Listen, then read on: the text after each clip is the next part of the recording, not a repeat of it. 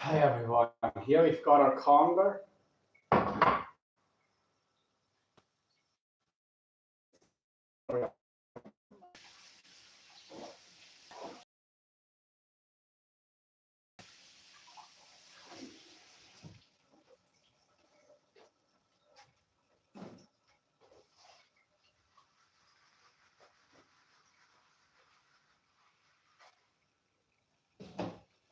Also, my channel is, I've been slacking on my channel, so.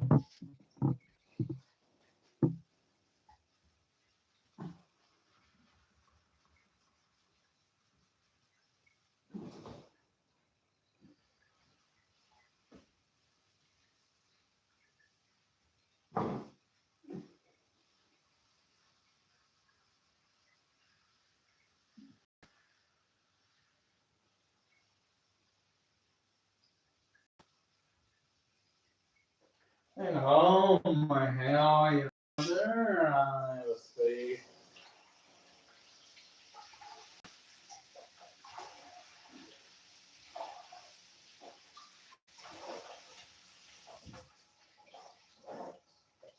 Marijuana.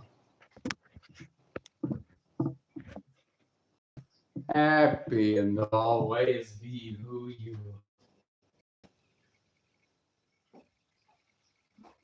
And right on. You know,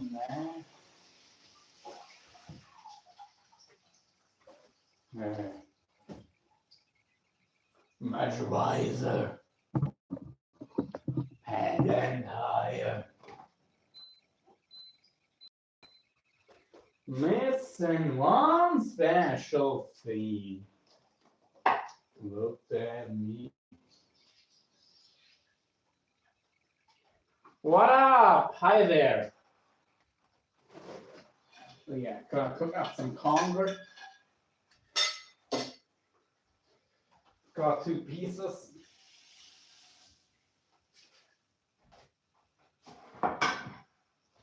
Hi Yogi, what's up? Well, good night. Good night, sexy trapster.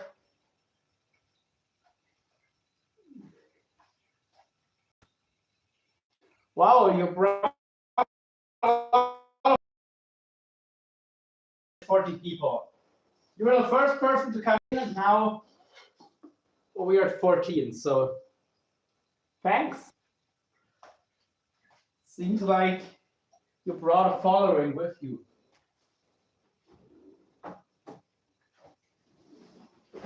Well, some people would call you a guru, so I wouldn't, but some people would.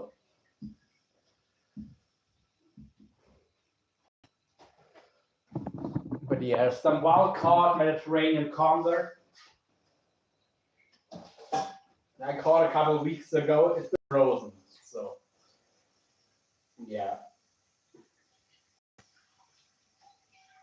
That was the hardest fighting conger eel I've ever had. Definitely for the size, maybe even in absolute terms. It was crazy because it wasn't that big.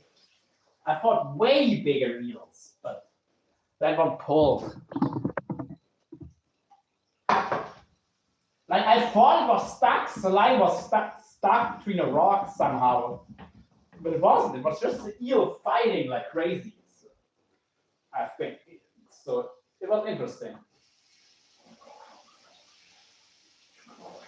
Extremely strong for its size, because it wasn't huge. It was just under 4 feet long, so 1 meter 60 centimeter. I measured, maybe it was 1 meter 20. It's hard to properly measure an eel, but yeah. It was a shape. Getting a properly accurate measurement is very difficult. Definitely not a huge fish.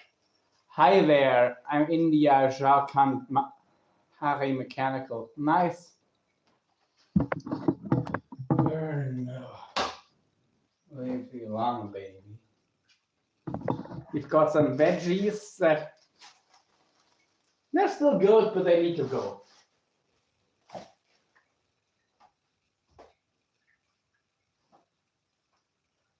Let's maybe get some garlic.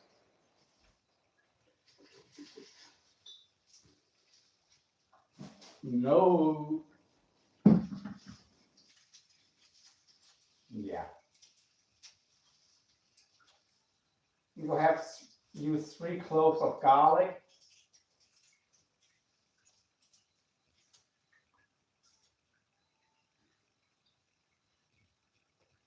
Goodbye.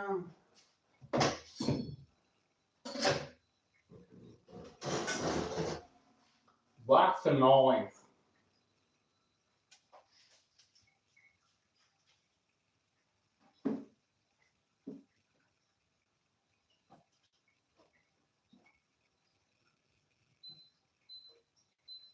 We don't want super high heat for our conger. I put it on level 8 now. 8 out of 14. Like medium high, yeah.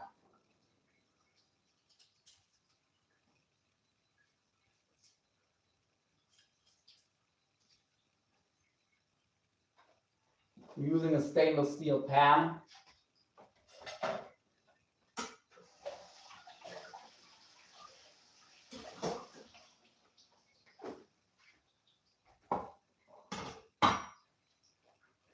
You don't have much oil left. Oh, screwed. I have a little rest. I don't really use coconut oil because it's all saturated fat. These days I still have some laying around, so let's just use this up now. It's gonna fry better than the other oil I have left.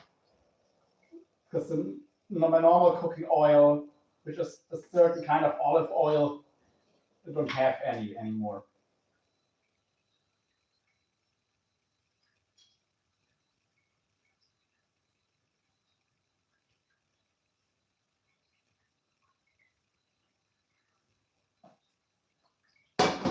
Really, yeah, that's hot. Not as hot as my girl, but hot enough. Anyway.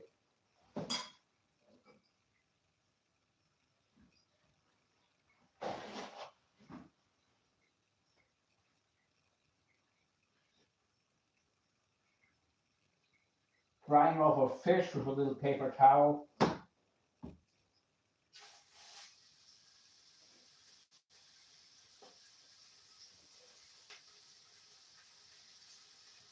Just getting the excess moisture off. So it doesn't stick quite as bad to the pan. It's marinated, but it's still going to stick. You've got salt, garlic, soy sauce, and some lemon juice in here. Right, I don't have any sweetener left. If I did, I would be having some. We make some lemonade.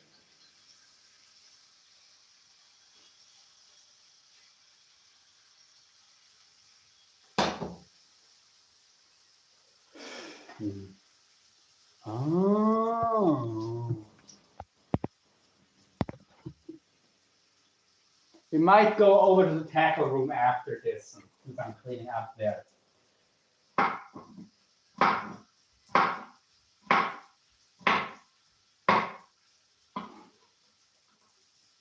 Let's throw in some garlic, some fresh garlic. And I won't chop very finely on purpose.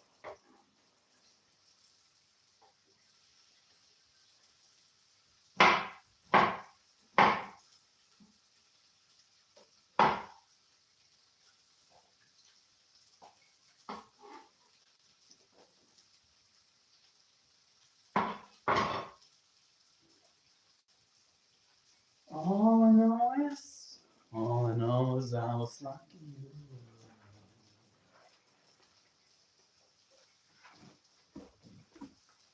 Just have some lemon.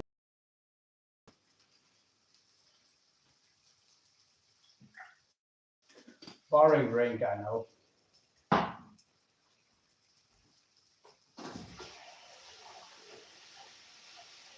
smelling good.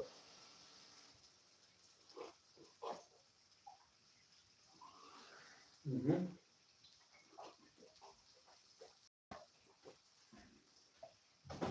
You have lentils. Ah, good. You flipping on garlic.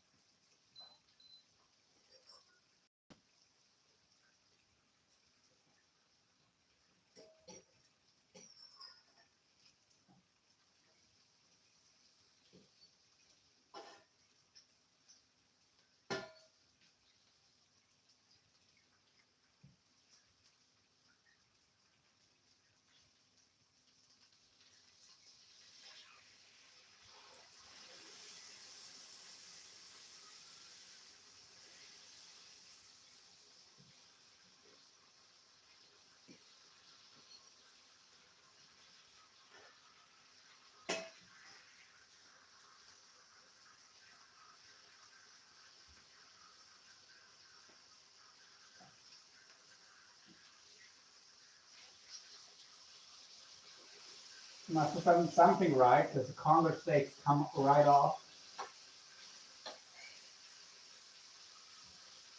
Not even sticking. Beautiful. Really, it really is looking beautiful.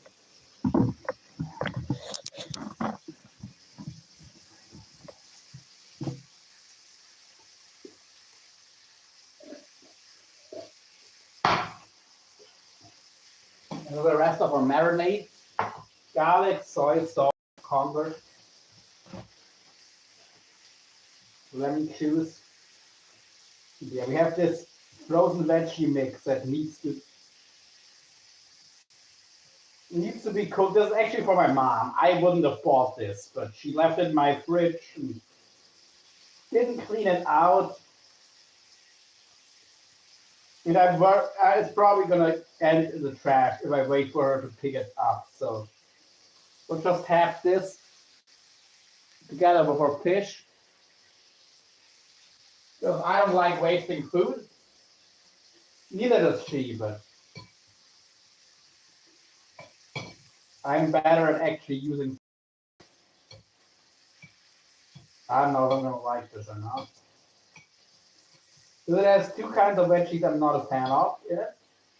I don't like cooked paprika or peppers. I like them raw but not cooked. And it has some green beans, which I'm not a fan of.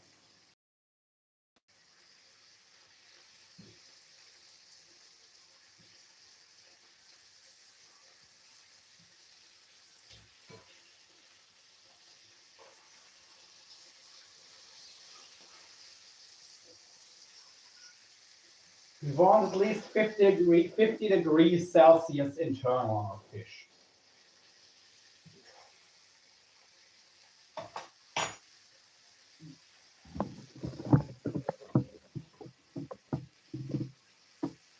If I find my meat thermometer, I will actually use a thermometer.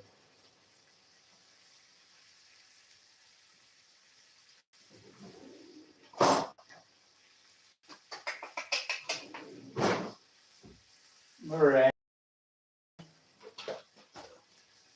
Where the hell is my thermometer go? Oh, here. Okay, I'm lying. I might need glasses.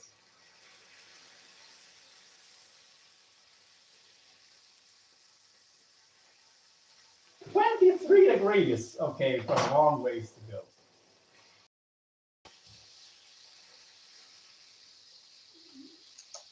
We need at least 50 degrees. Because half raw Conger just doesn't taste good. It is from a very clean part of the Mediterranean Sea where I caught it, and it's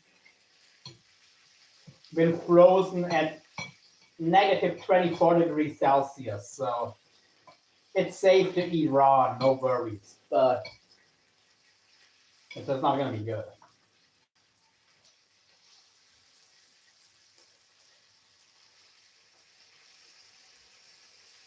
Check the thickest part of this piece. 35 degrees, okay.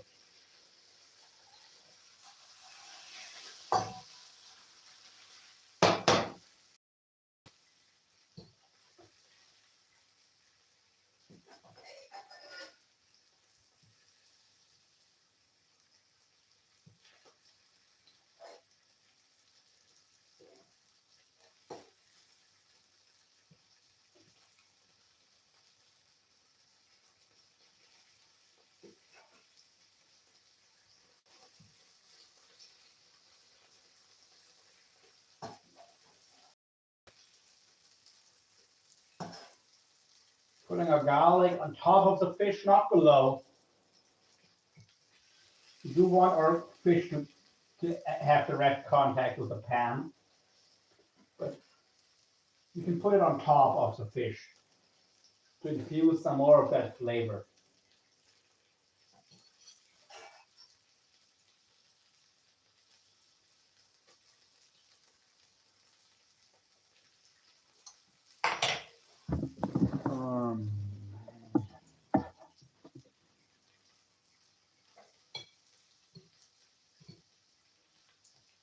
I'm not getting really hungry. I just know I'm a fitness guy. I know I should be eating, so I'm making something.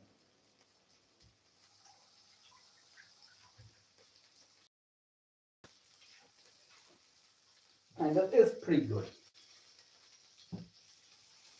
Oh crap, I forgot to weigh it. Oops. Still, it'll be about 1 meal.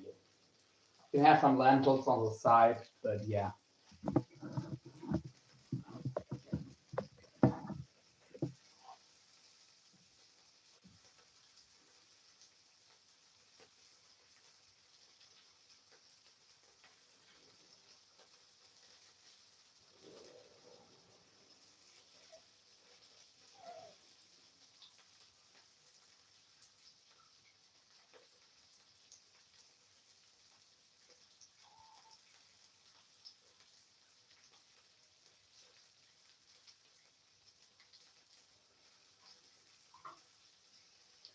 Let's take another measurement. 45 degrees on the thinner piece.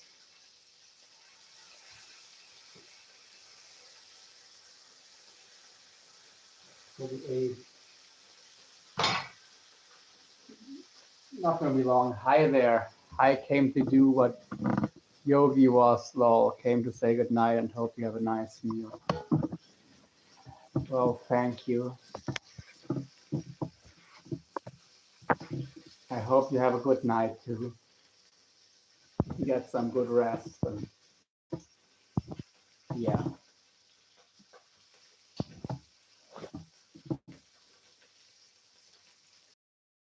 Wishing you the best with everything.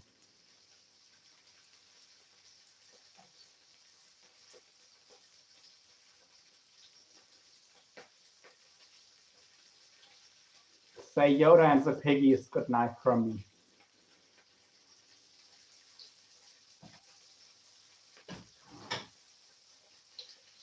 There and all the lights.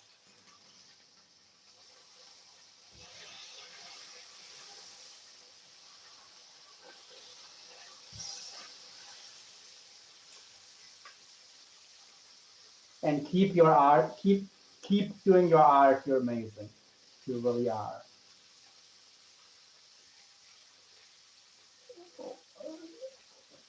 Why am I being silly? Because you're not gonna sleep, or because the animals don't understand?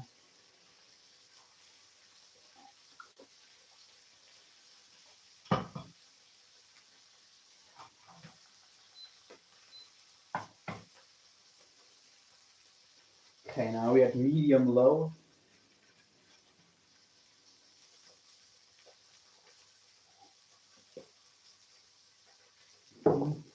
And yes, you are amazing. Anyone would be lucky to have you in their lives.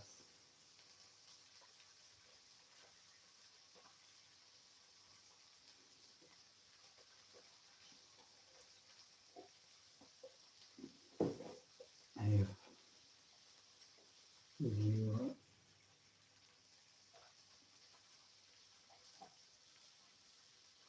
Zealand daisy. 52 degrees.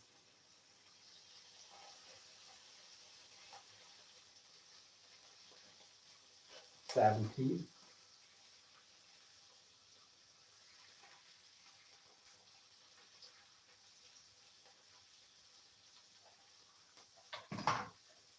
So what do you mean?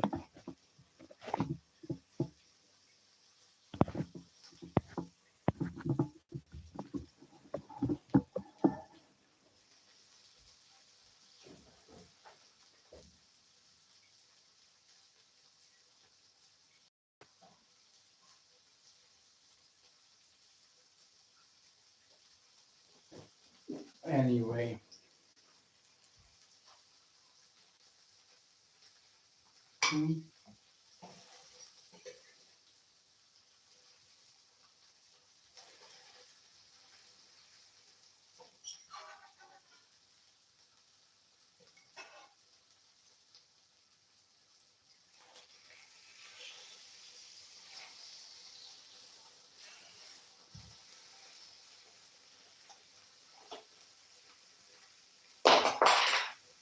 Oops, I'm an idiot. Tell me something I don't know.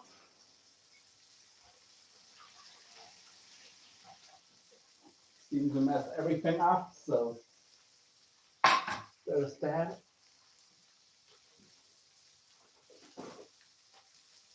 Anyway.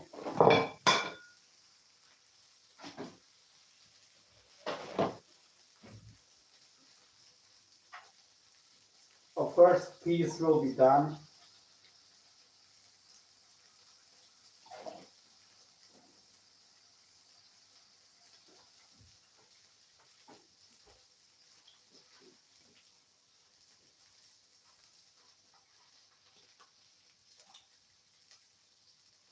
Okay. You can go to that.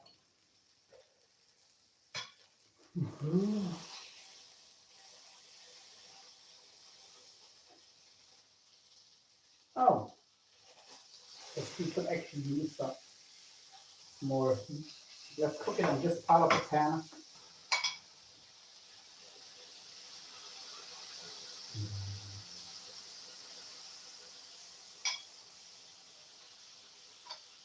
Broken right.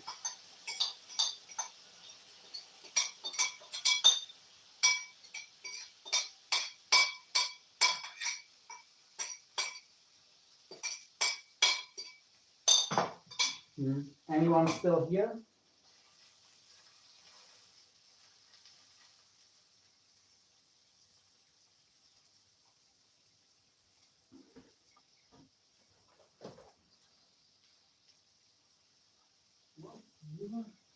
I could love you, but I'm not sure. Awesome.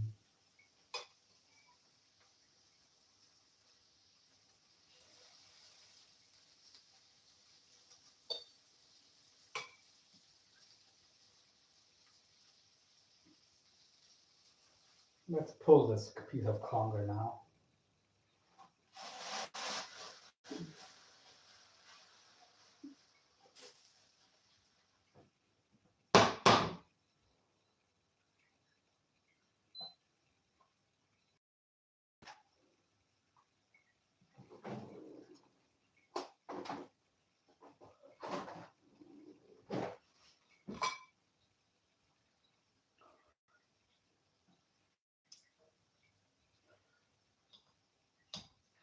I'll try eating it with fork and knife, but I might just go to using my fingers.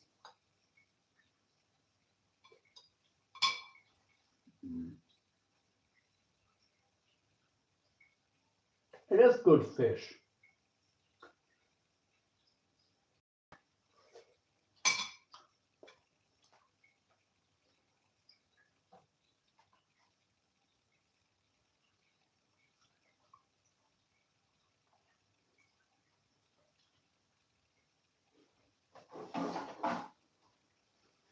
me.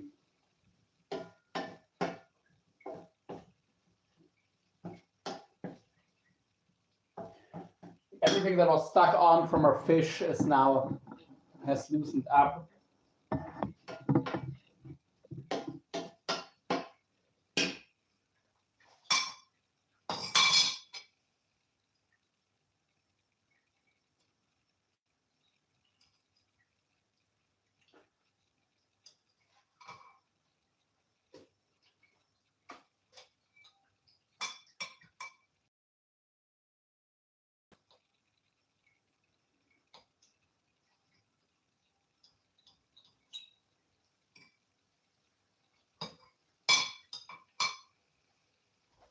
It is really good.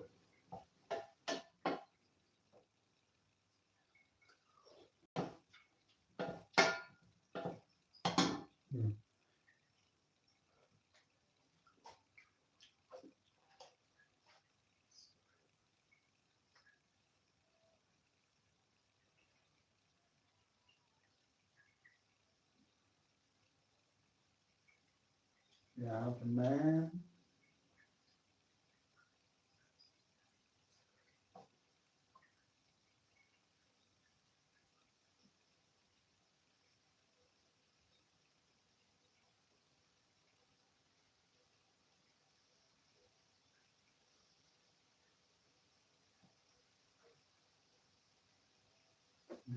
Yo, anymore.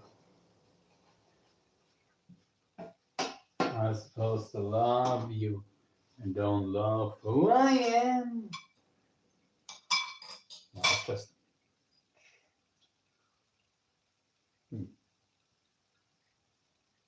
Yeah, here's the bones. This is why you discard the tail piece.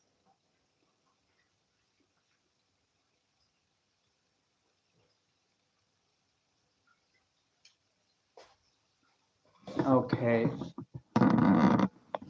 Good to know. Thanks for being here, Willow.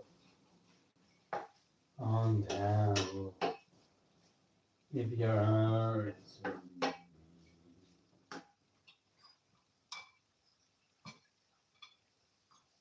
put all of this back into our veggies.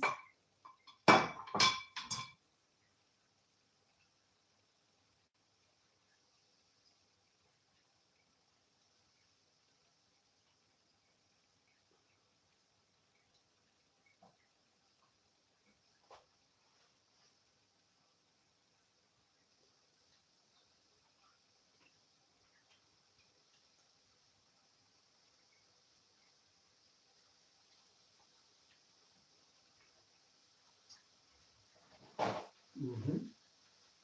But I don't know last Conger I've had.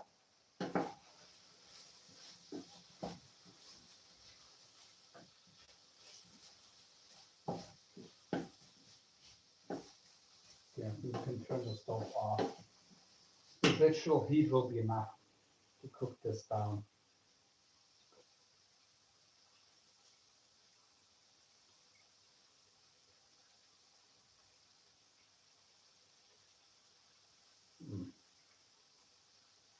And these are some of the bonier pieces, that's why.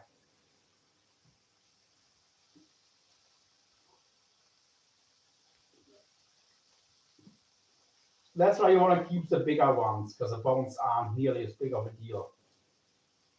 Also, if you have a fish, the same fish, it's always going to have the same number of bones, but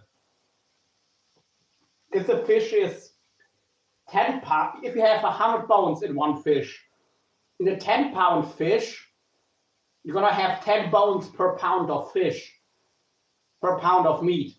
In the same fish, if it's 100 pounds, you only have 1 bone per pound. That's why it's so much easier to eat the bigger ones.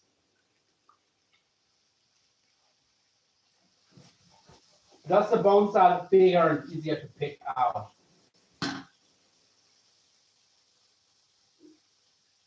Imagine if you have 100 bones in a 1-pound fish.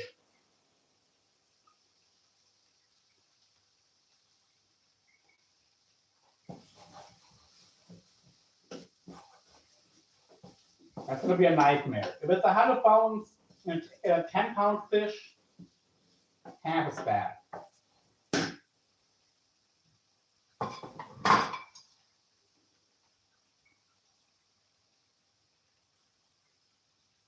What's this? Anyway. Yeah, the food will be done in a minute. We can do some.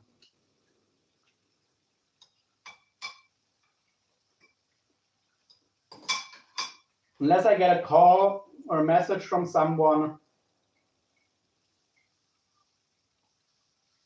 I might just do some cleaning up in my tackle room because I don't think I should be alone with my thoughts right now. I'm just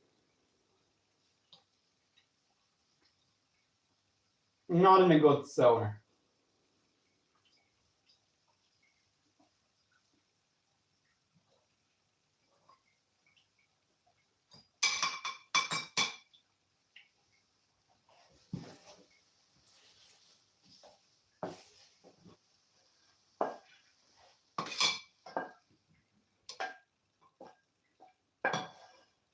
Veggies.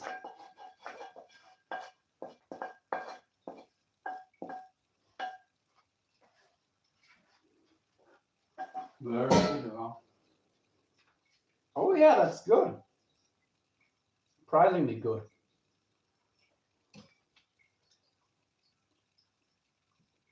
Those are some good veggies.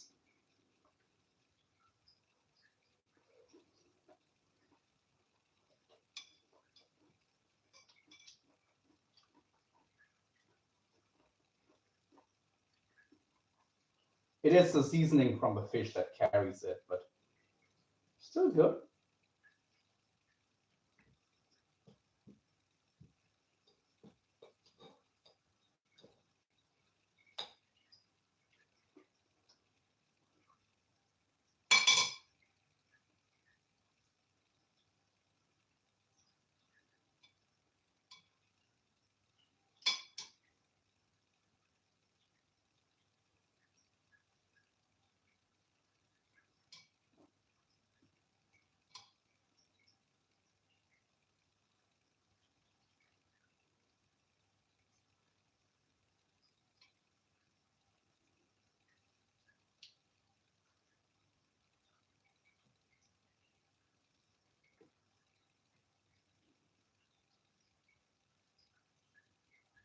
So let's first eat this part.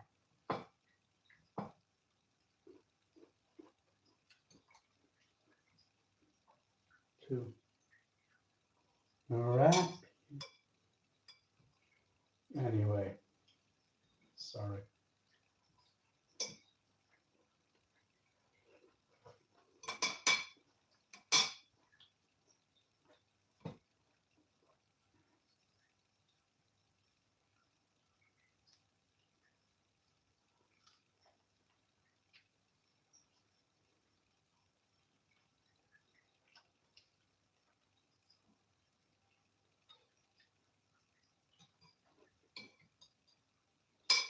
Okay.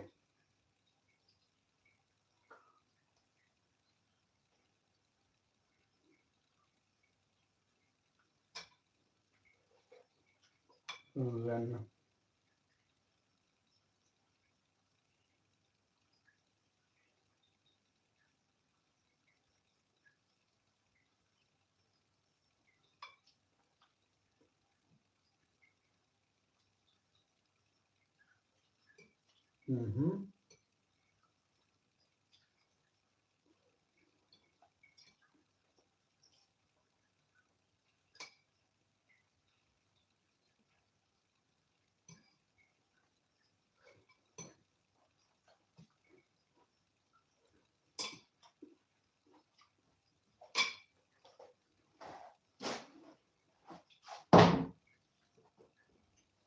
let's have some of our lentils.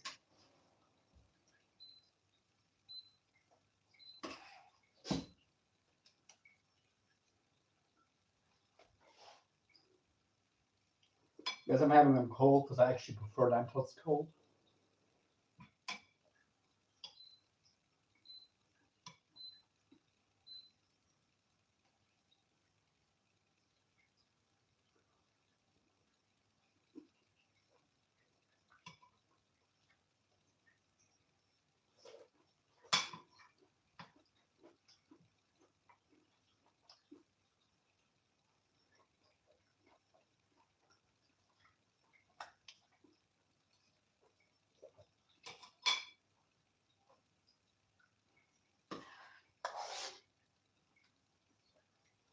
All right, that's it with the fish. Just gonna do a little bit of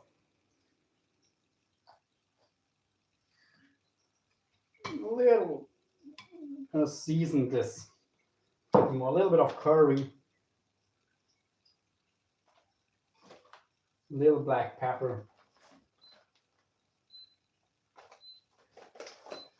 more soy sauce.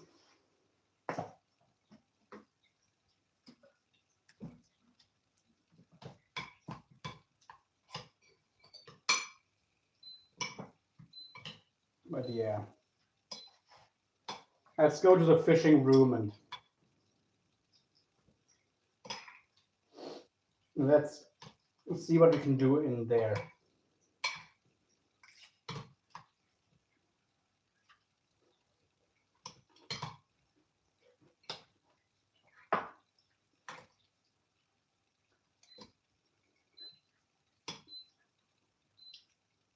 Mm-hmm.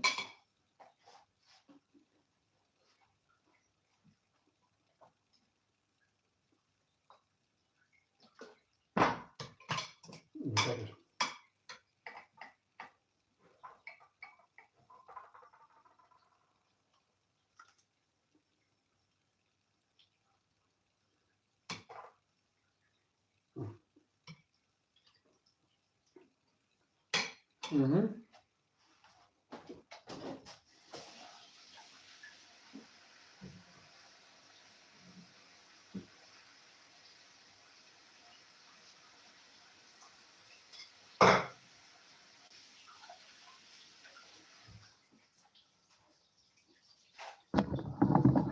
Let's see, folks.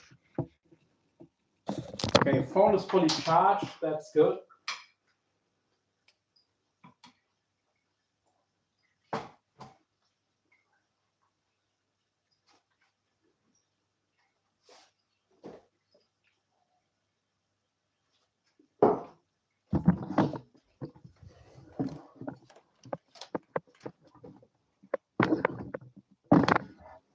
Yeah.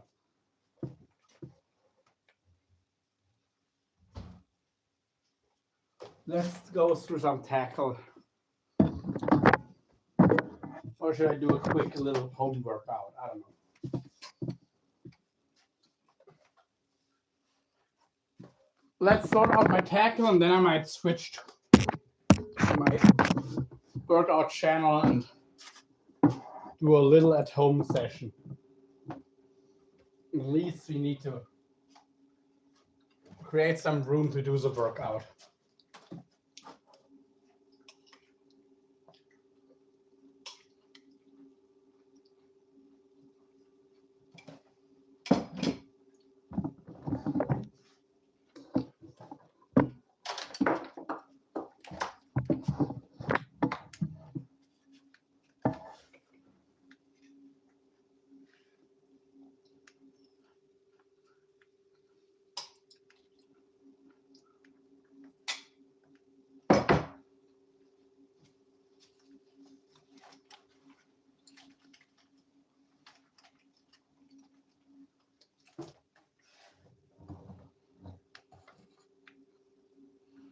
Mm-hmm.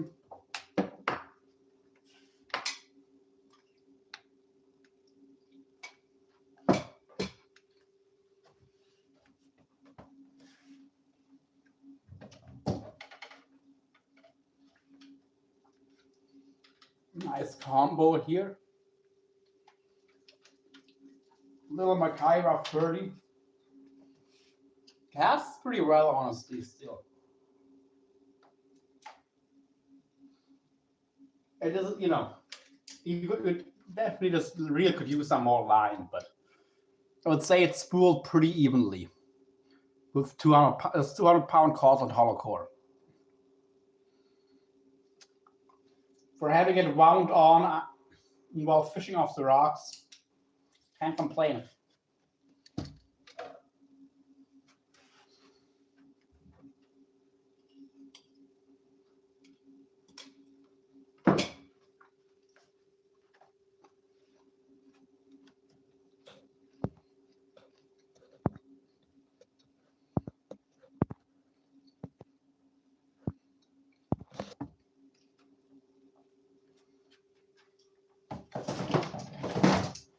Here's the cheapest combo I have that'll catch the monster Congers. Quantum Carbo PTSE 120. Reel has 30 kilograms of drag. My custom special anti-tangle rig with a weak link here, consisting of some heavy mono, a cork so it doesn't get stuck in the rocks, and a 133 strand cable to a hook. Honestly, this hook probably needs replacing. It does. It does. So does this cable.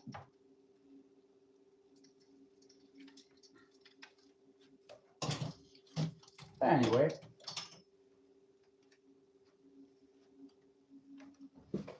Let's finish our food and then move on.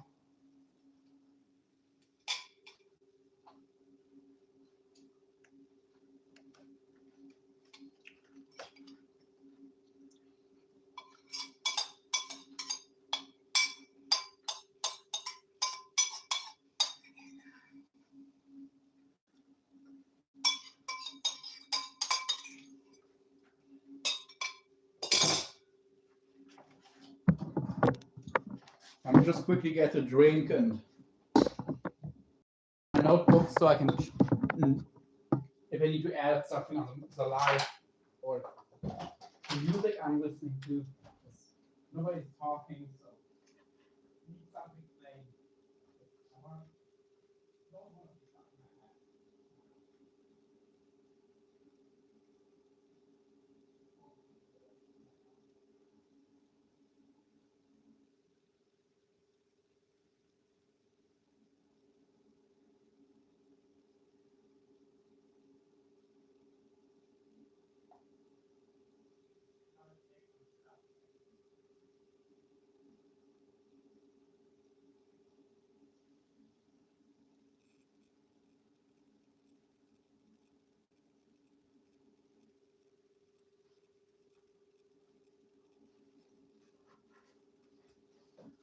Okie dokie.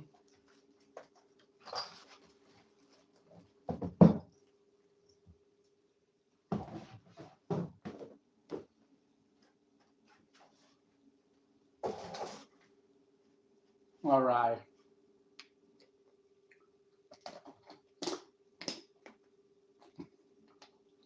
By the way, hurting for sturgeon. If you're here, man, I'm still waiting for the rigs. Get the rigs to you.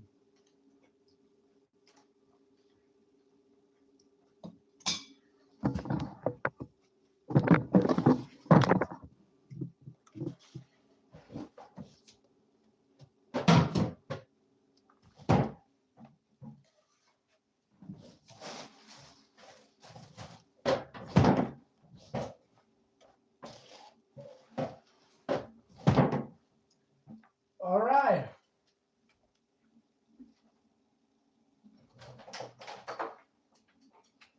Fuck.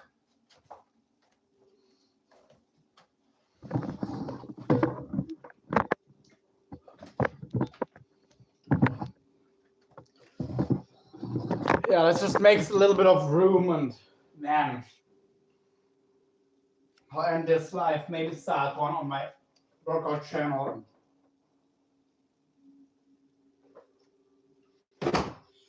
And get my little workout in that I need to.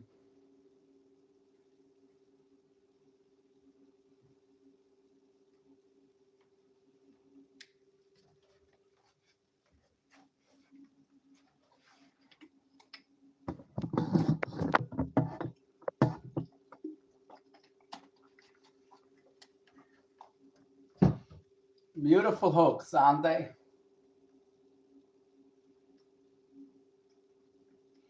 Yeah, honestly, these crimped ones. I don't know. I don't want to turn, but they might just be too small for this size leader.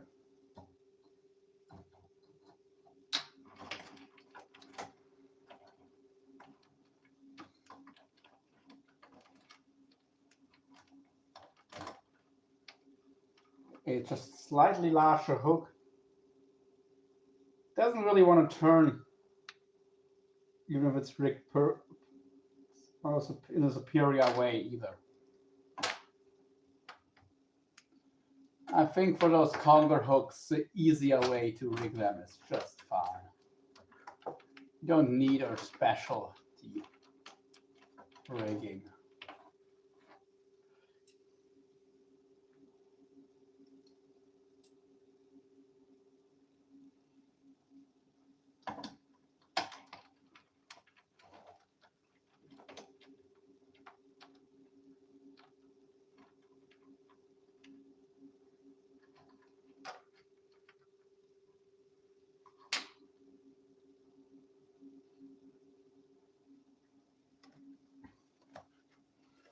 Anyway.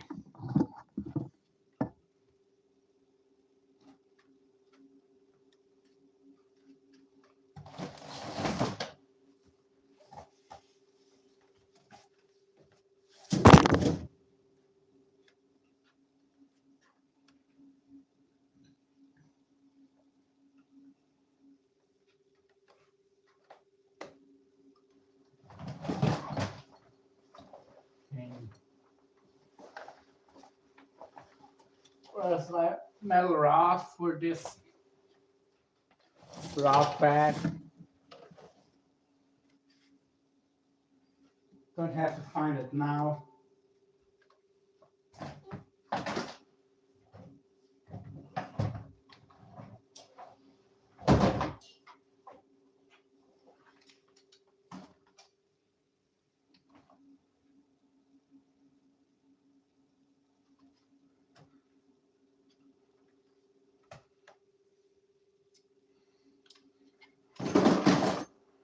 Ready to catch some eels and stuff. But honestly, I need to get my fishing license, so when the conditions are right, I can do some fishing. Cause yeah.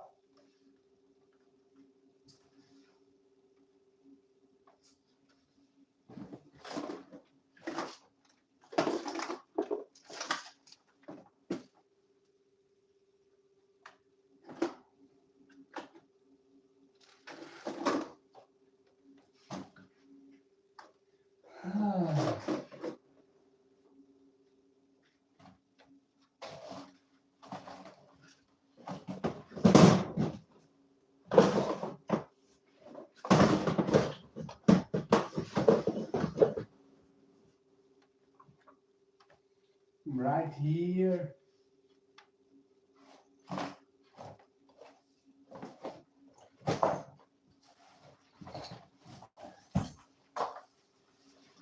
Here's our shark rig I end up not using. I could have used it, but I just was, I don't know, I was tired and wasn't much time.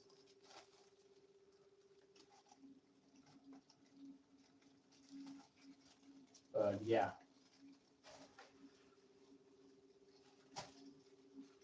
This is my Marseille special shark rig. Or Mediterranean special.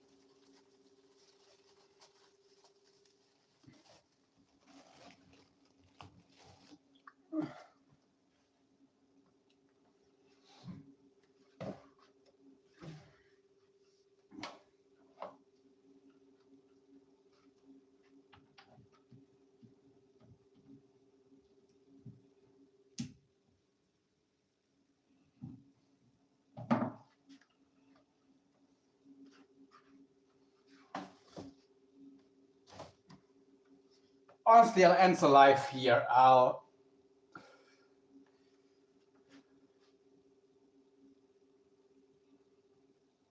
just get some stuff out of the way. I'm not actually gonna clean it up because I don't have the energy. And then I might start live in a few minutes on my workout channel. Do a couple exercises and then call it a day. Or should I wait till tomorrow to do them? Okay, now I'm not gonna do any exercises today. I'm just gonna.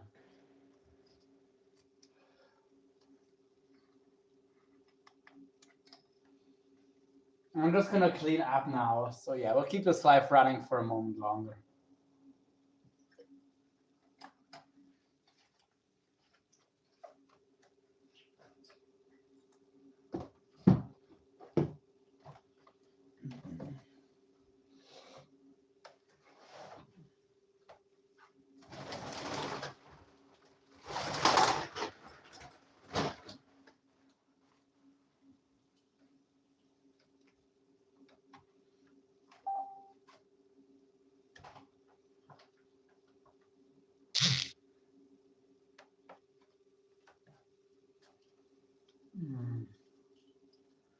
Hi there. What do you mean?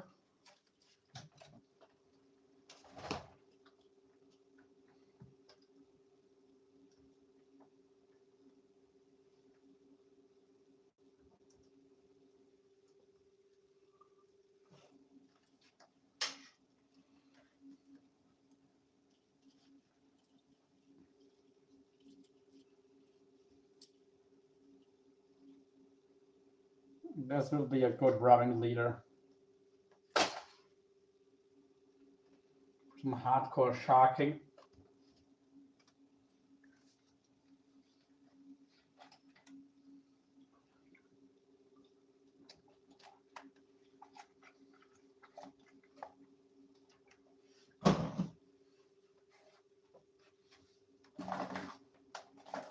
She will probably be using these relatively soon.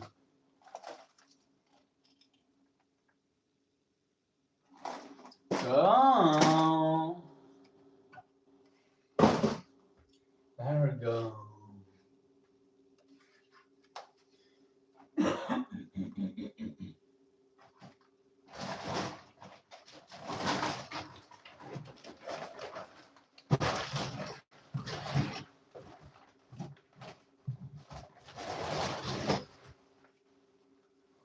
Okay, we need a stumble tomorrow, please.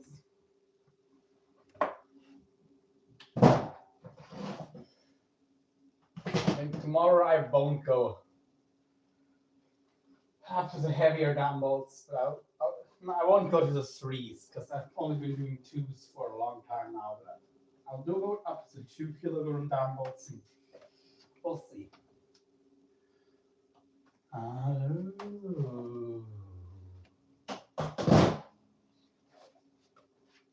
You are until the mountains break apart.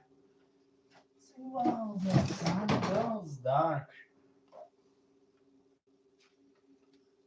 Here's one of my new age tricks.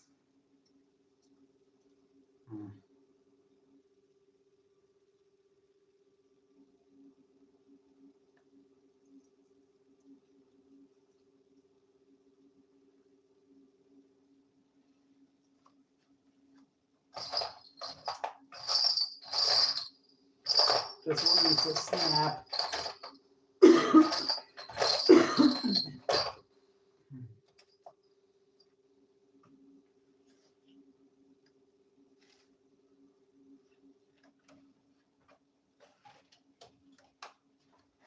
Ooh.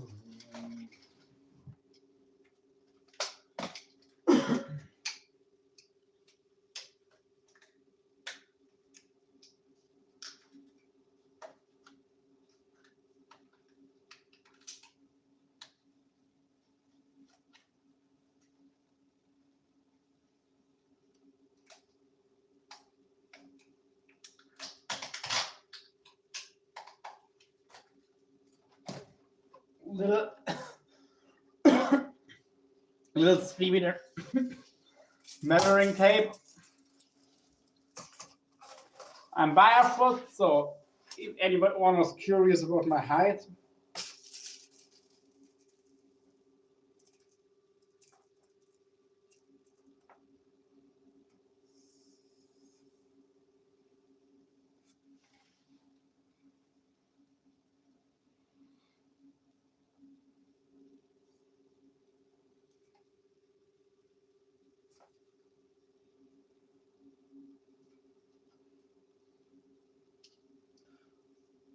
180. I didn't think that was that tall. Okay, it's not perfect angle. Yeah, 1 meter 80 it says. Even 1 meter 81, but yeah, I'm not 1 meter 181. I know that much.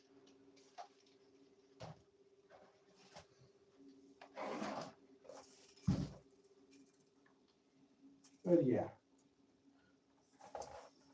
I always say 5'10 to 5'11 because it's hard to know exactly. As you can see, this board is plain.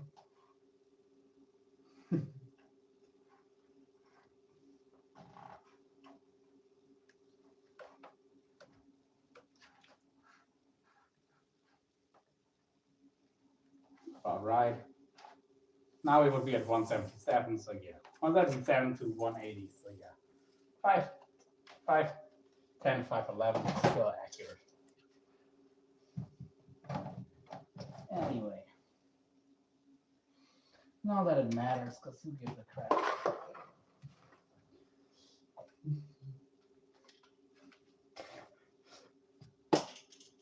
My goal was didn't even see the thing is a good thing how tall I am, because I'm quite a bit taller than her, so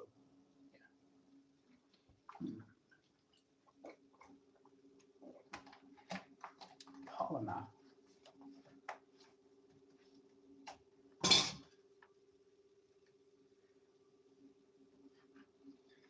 Anywho.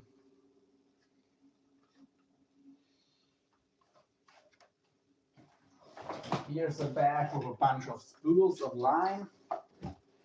We've probably got some more to add to this.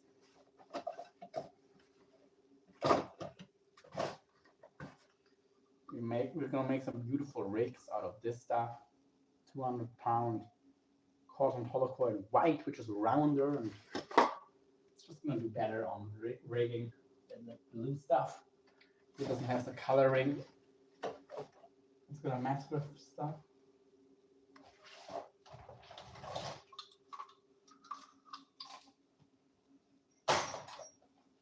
For anything general purpose, you want to go with uncolored braid, by the way, uncolored hollow coil.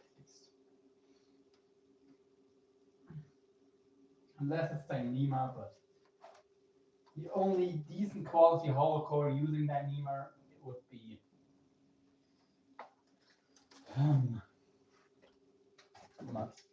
tight line, and it's still not that good. Like on this reel we have tight line. It's good line. Don't get me wrong, but I do find it gets cut a little easier than the Cortland would. Like the Cortland is more likely to get frayed, while the tight line can actually get proper nicks in it, like you would get a mono or something. That it'll cut an entire. If it gets stuck somewhere, it's easier for an entire strand to get cut versus just some frays. So not a fan there. Here we've got a rig that's already caught. Actually, this hasn't caught a fish, but it's been in the water quite a bit. I was gonna say that's caught a fish, but nope, it hasn't. And let's untighten these drags.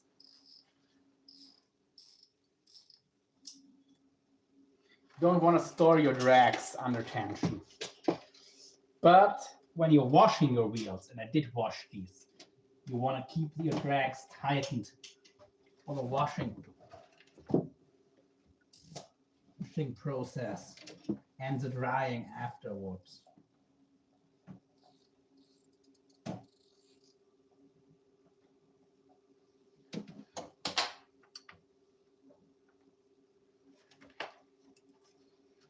So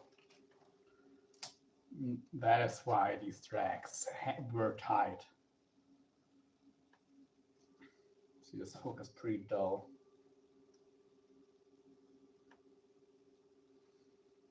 I don't know if I can resharpen this one. Probably best to just scrap it.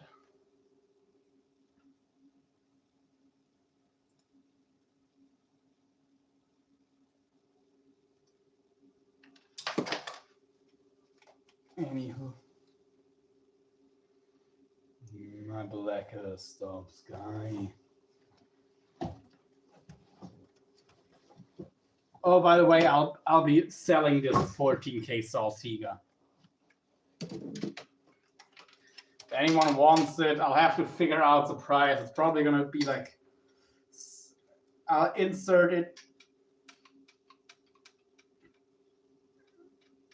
for like 750, I think, something like that.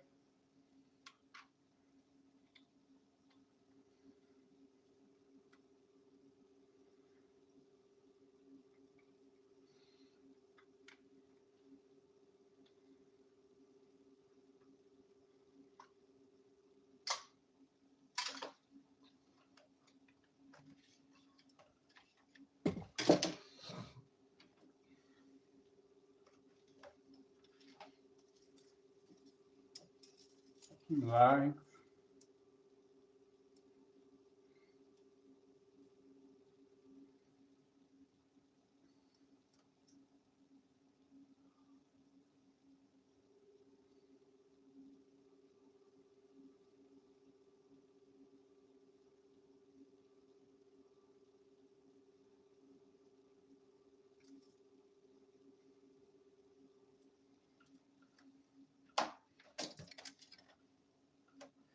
Anywho.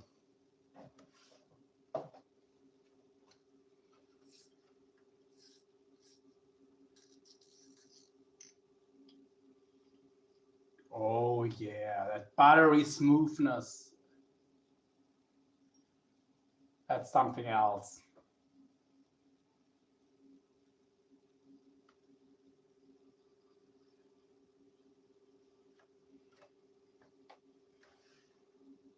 It's still the smoothest reel I own. It's probably also the reel I fished the most out of all of my reels. I don't think, if we count active use, like actually holding the reel, casting, reeling it. This reel, even though I've only had it for not that long, it's probably the reel I've actually put the most use. I've put this reel through probably the most use out of any of my reels, or yeah, probably. This reel has caught a ton of fish and been fished a ton. Still a great little reel. 5,000 Certate SW.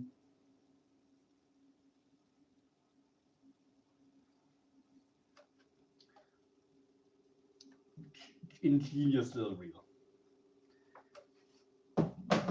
Must give it to diver here. No. Here are 6K Saragossa. Just such a heavy reel.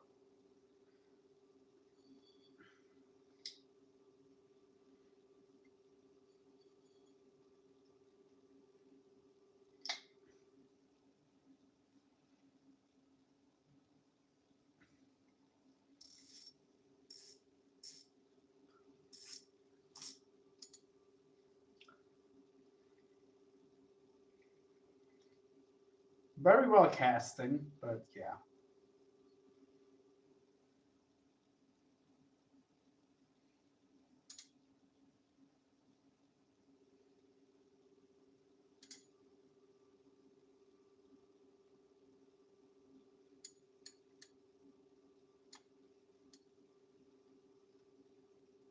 Nice.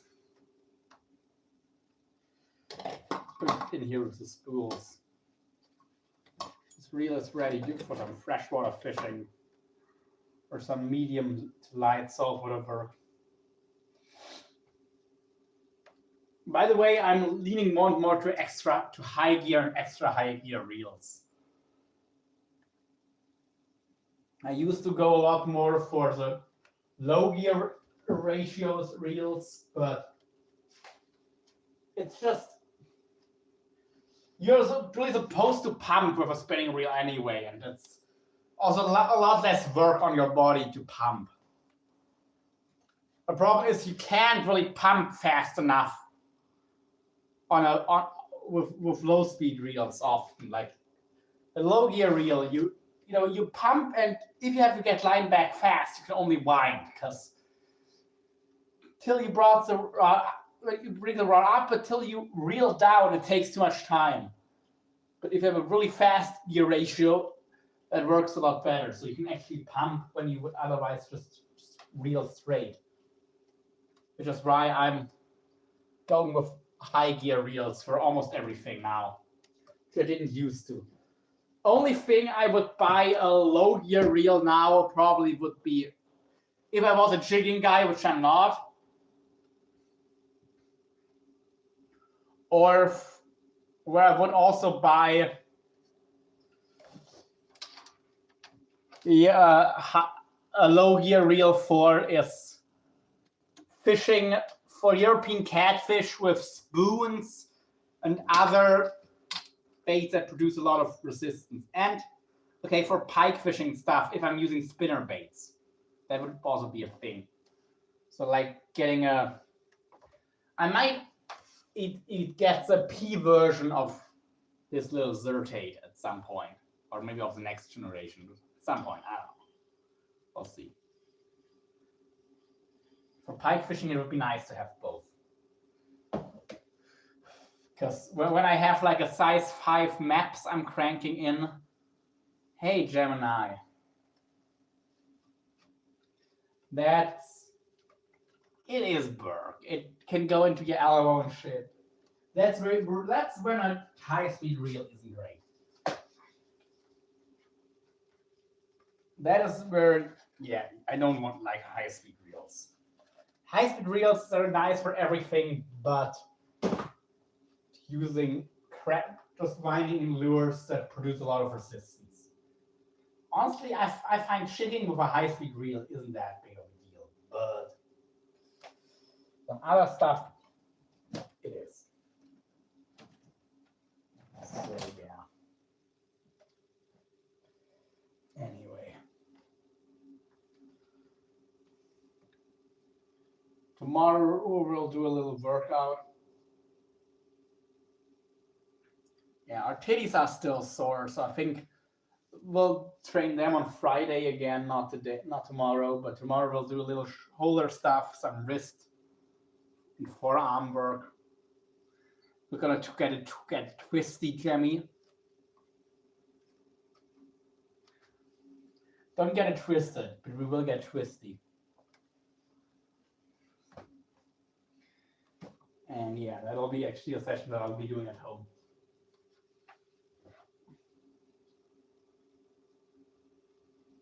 I can't really be asked to go outside. I don't have to. Here's a hand line set up for some congers and stuff. You catch some big fish on these, but not quite as fun as catching them on a run reel. So, yeah. Here we have our zinc oxide tape.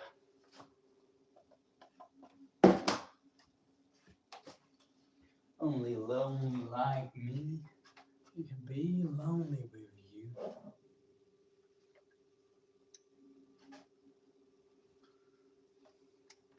And we'll get twisted, Gemini.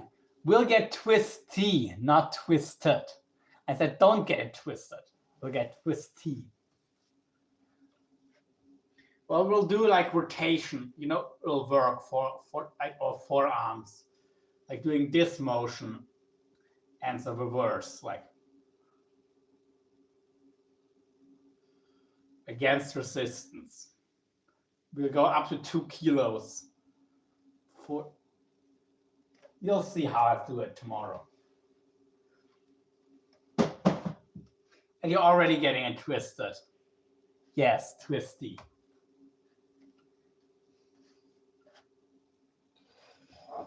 I knew I could count on you to get it twisted.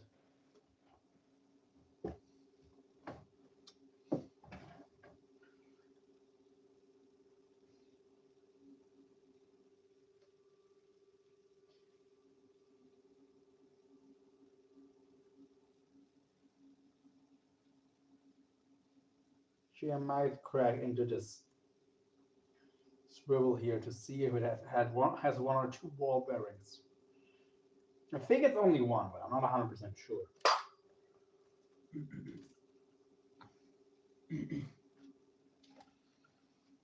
It already looks a lot cleaner. See, Chevy, you can even see floor. You can even see some floor now again. Now the necklace. Or something else expensive.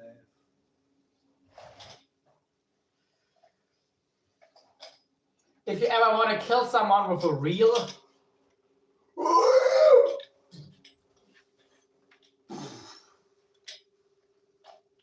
my beautiful Makaira 50 wide.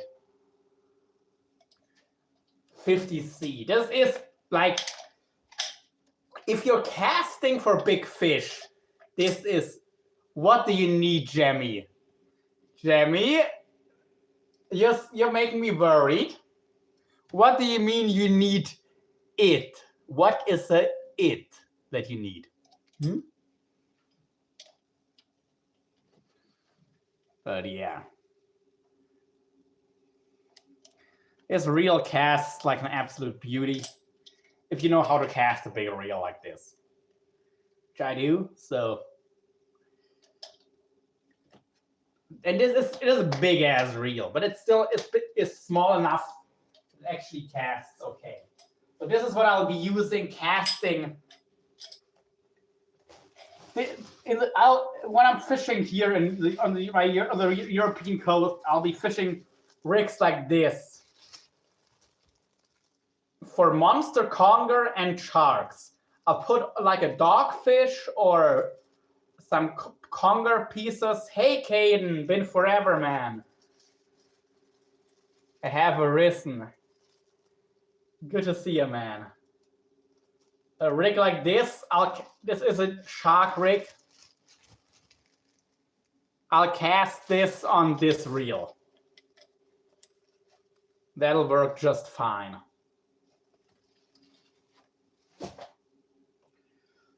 And this reel is big enough for anything short of probably almost any tiger shark can stop with this, almost. Big hammerheads, big great whites, they'll spool on this. Maybe a 1,000-pound mako shark. Any other shark you can catch that'll bite, that'll take a bait. Like obviously basking sharks and whale sharks, they're filter feeders. You're not never gonna catch them, but any other shark, this reel will do fine. And it'll also handle most hammerheads and most great whites. You'll still land on this one, just not the really, really big ones. Like a teener hammer and a teener great white, like 13-foot plus great whites and hammerheads.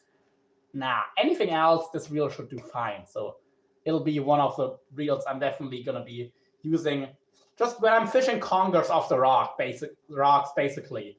I'm just gonna use this reel, one of my cast out big boy shark rigs, and just launch it out there. It'll probably not catch a fish 9 times out of 10, maybe even 49 times out of, maybe even 99 times out of 100. But that one time, it does catch something on a big bait. It's either going to be a giant eel, it's going to be a big shark, or a good shark at least. It's going to be a big ray or something big that you normally don't catch. So that's why I'm going to just keep bringing this and some cast out shark rigs, and just whenever I catch something decent, I'll just put the head or whatever on and launch it out there. Just, have it as my bonus rod, my choker, let's say. Want to know something good? Yes, I do it after junior firefighter stuff and being... What happened, Caden? I would take man, Gemini. Thank you very much. Hey, Jamie, did you know that this right here was already stuck in the throat or almost in the guts, but no, in the throat of a crocodile. This here has caught a crocodile before.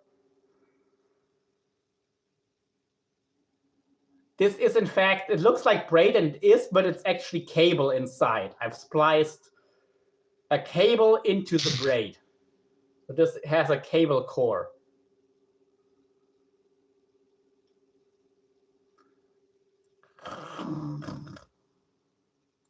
I can barely even fit the hook in my mouth.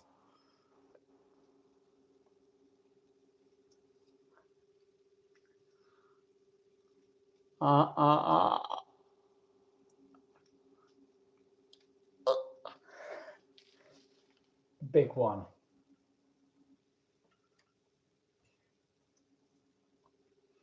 I realized today I was born on the same day Tetris was released 39 years ago. Okay.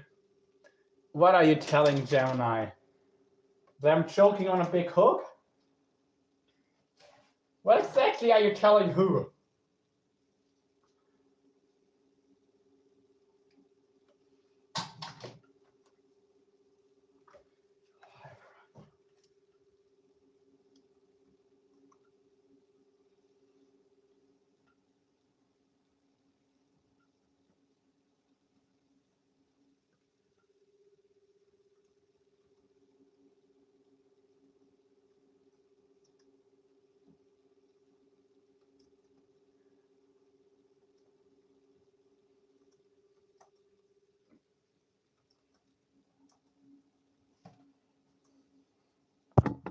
Telling my twin, June 6th, by the way. Oh, nice. I'm July 7th. So 1 month and 1 day later.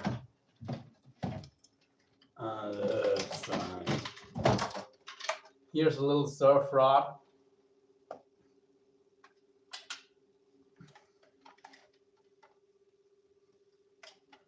This is a 4.50 meters, so a 15-foot surf rod. I've never had something else that's 15 feet between my legs. Maybe gotten close, but not quite. I hurt my legs, that's why I was in the hospital, okay? Yeah, like how bad? Like, did you break it or just needed to get it checked out?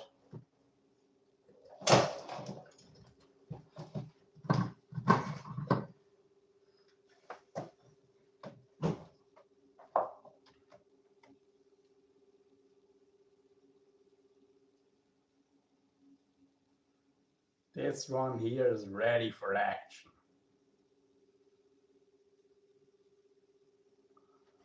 I'm glad you're out of the hospital. Yeah, same.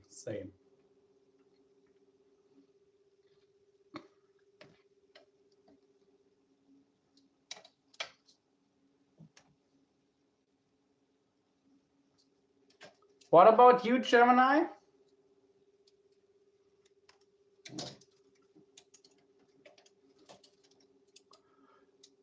I asked what you're gonna tell your twin.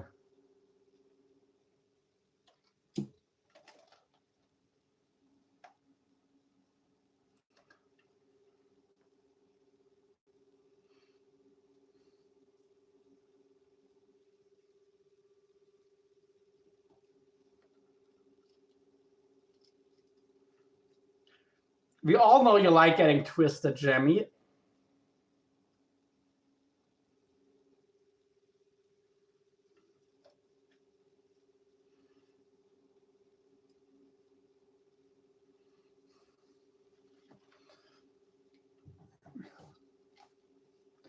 You said this one here is ready for action. I'm a taken man. Again, Gemini. I'm a taken man. Thank you very much.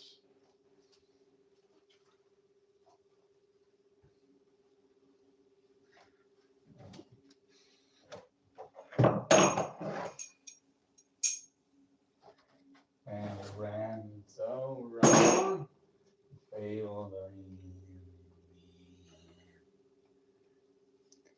I hit my leg, so I got it checked out. Luckily, it was relatively okay. I was in the hospital for 2 days because I couldn't walk. Can walk slowly now. Okay. That doesn't sound good, but it also guess it could be worse. Who are you pointing your finger at, Jamie? You started it. I just tried to finish it.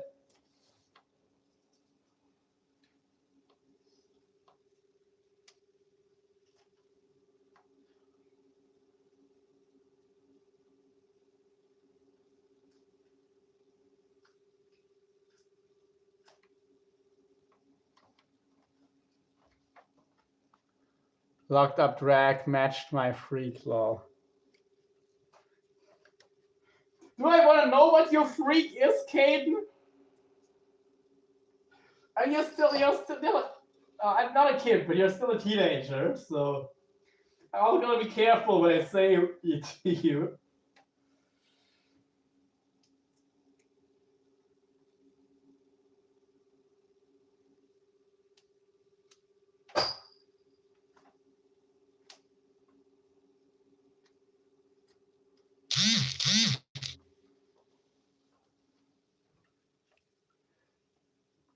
Hey, Gemini, peace. I hurt my legs too. I slipped on a pebble, did a backflip, and landed in the splits.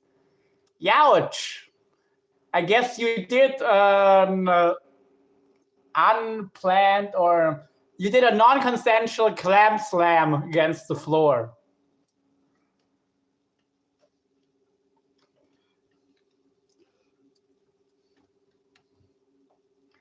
There's two. Yes, there is. There is.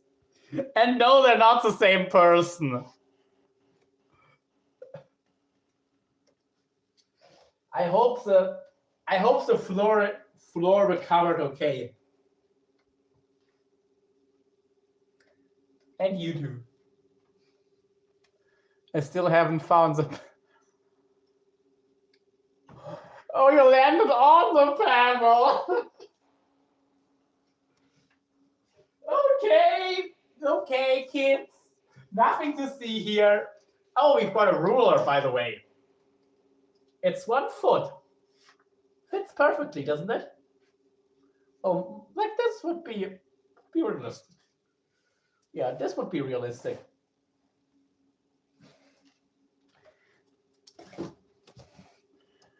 Scary, huh? Something crazy has happened today. Was my fire department got a call for a train crash a train crash? Like, did the train ram into a person, or did the train go off the rails? And yeah, that does sound crazy.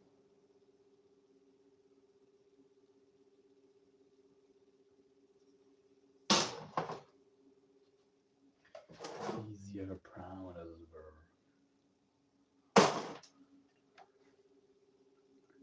trains are so demanding. I always have to tell them, bless you, because they're.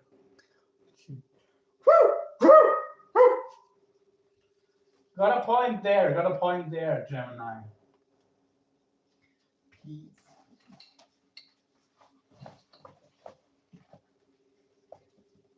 How about calling her green Gemmy because of the peas? Peas are green, aren't they?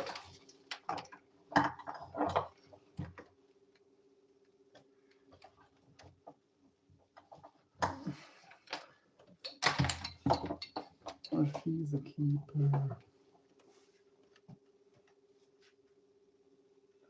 She is a keeper.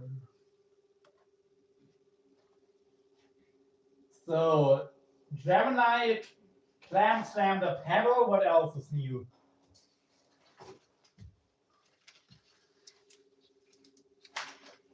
I'm sorry, just the term clam slam, it's too good not to mess with it.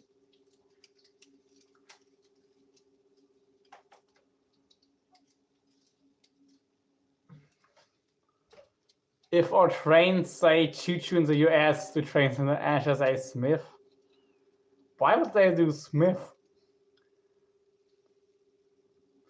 I'm confused. Gemini, you have to explain that. Maybe the actual Gemmy needs to explain that. Because I'm lost.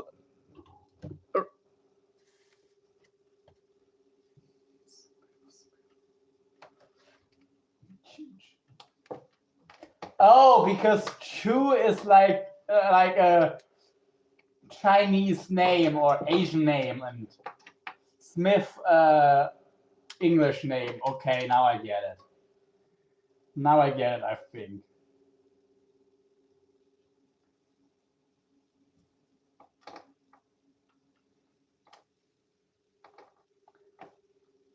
Same was on my mind. I did.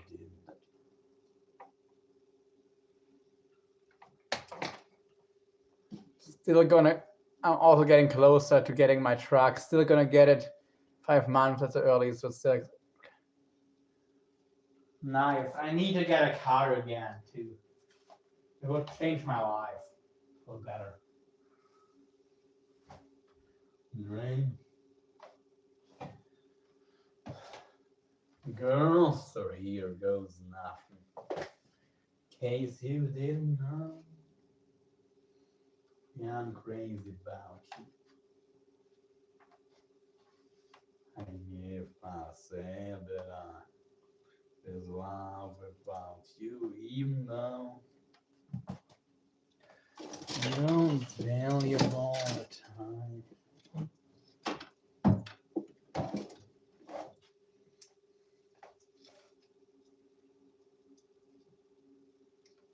Is this hook still gonna fish? He might.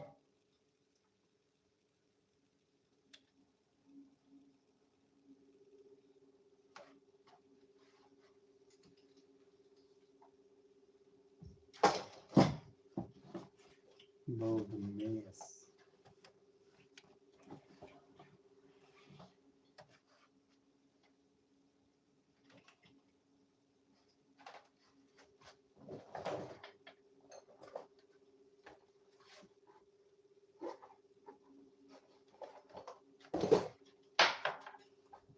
You're ready to believe it. Things you didn't know.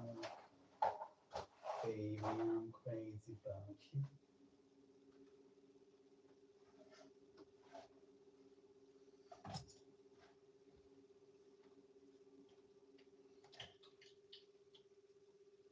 But still, maybe we should take this hook off just so it doesn't get stuck somewhere it shouldn't.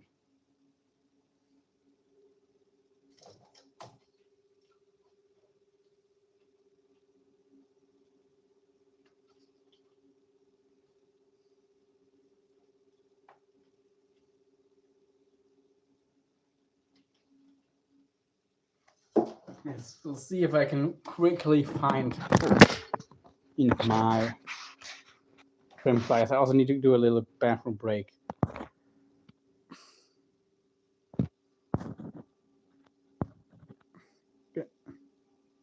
2020, you're getting a new car?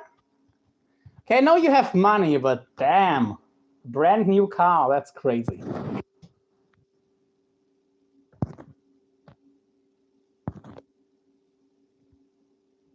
So come here and drive home, that's a big drag. Also, see 2-gallon fuel tank when I get it fired. 1,240 miles. Gets 3,000 miles off one tank because I leave my car at home and check. Then why is it always 3,000 miles? It's green Jemmy. Shouldn't you get unlimited distance from per tank, or is the tank we're talking about something else? That's not a fuel tank. And do I want to know what kind of tank it is? Let's look at my pliers. If I don't find them easily, I won't bother.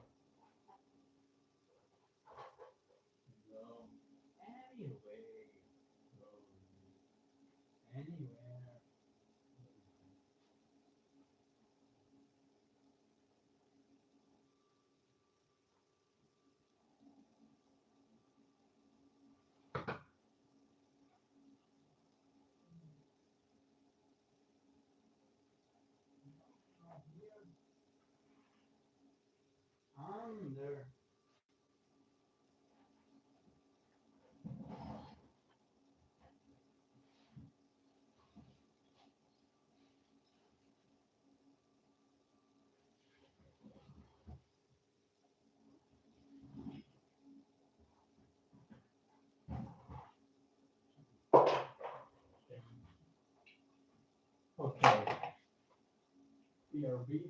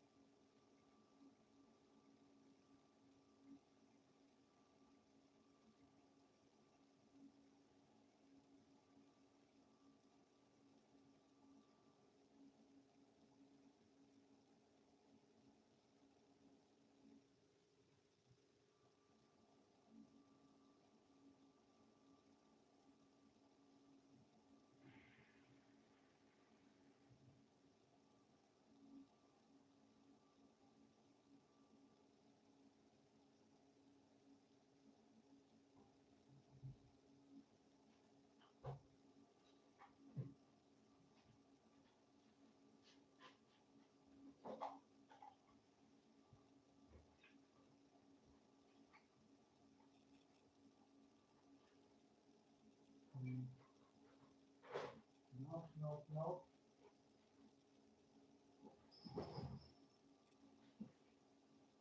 Wait, go through. Here, wrong.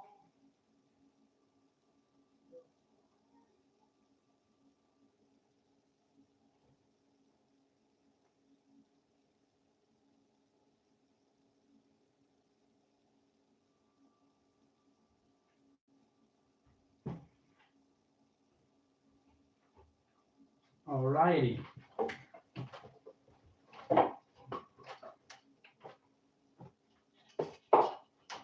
What are the crazy girls up to now?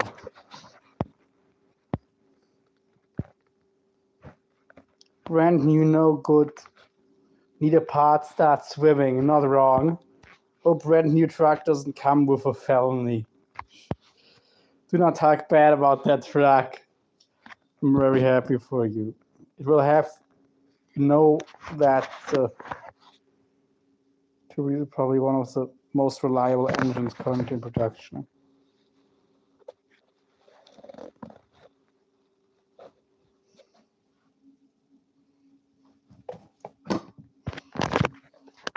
I'm sure you can find a nice guy to give you a boost.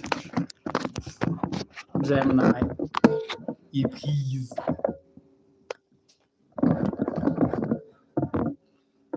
If you don't get to, you're not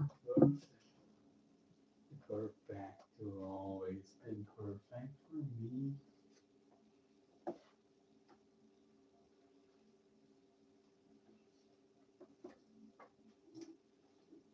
Anyway, let's get this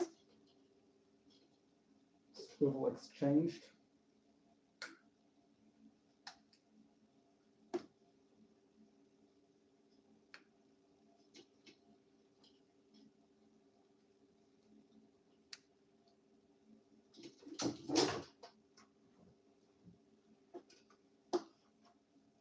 That's definitely a leader that's seen better days. You might still be able to salvage it, but well, I don't know.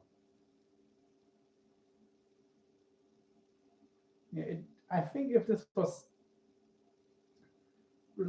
connected in a different way, this hook it would probably turn a little better. We'll see. It's been perfect for me.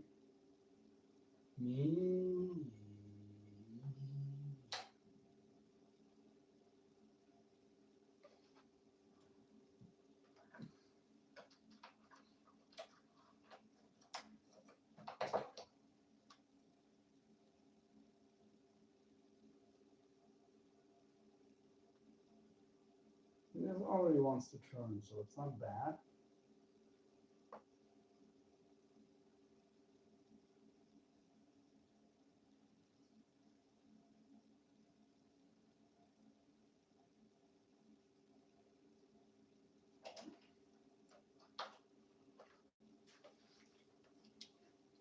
I can do squats. Nice. Well, that would be a clean and jerk or snatch, but the emoji, buddy, sure. No. This would be a snatch.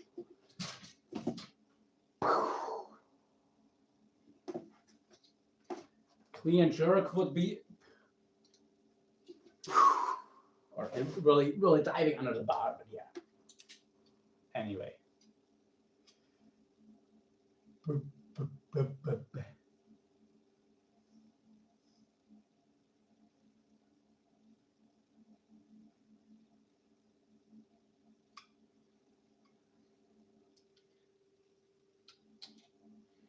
Wait, you wish you no, you don't know. I really didn't need a car also because I don't think I'll go fishing anywhere with my dad again because he kicked my cat.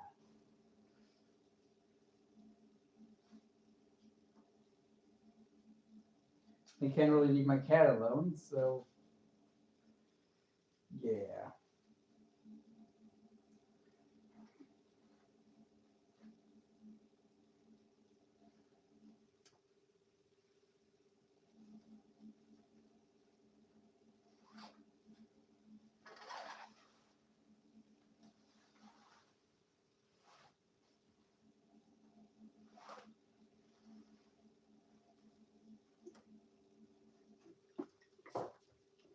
We're fin 1, 2.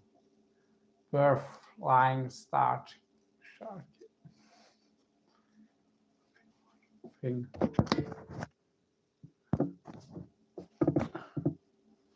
I know Kung Fu.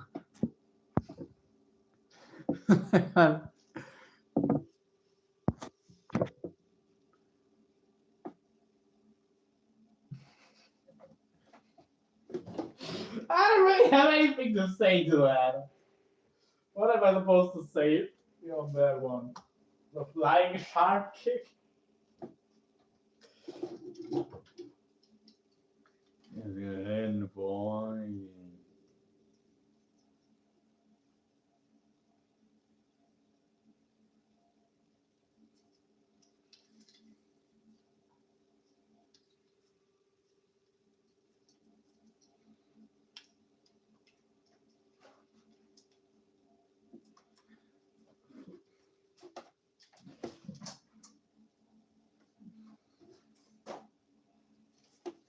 Oh my god, he's speechless. Who's speechless? Me? Not really. 1.3. So which one is 1? Which is 1.3?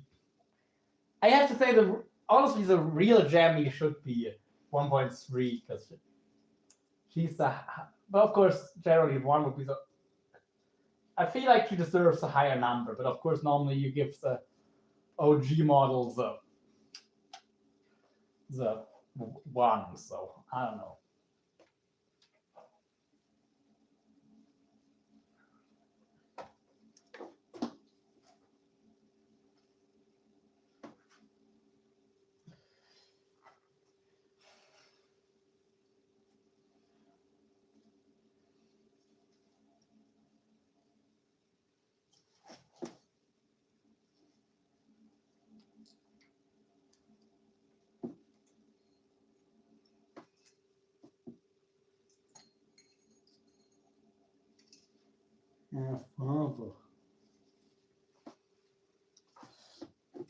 I'm gonna start making really out of pocket jokes in a second because I'm bored.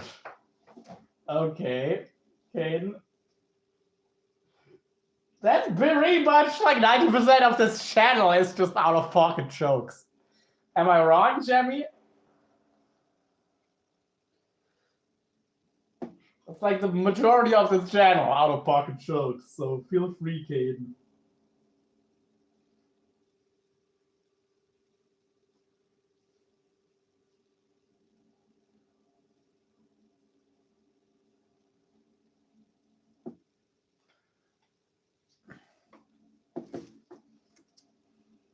Nice. Well, they call me Mr. Wild and Wet.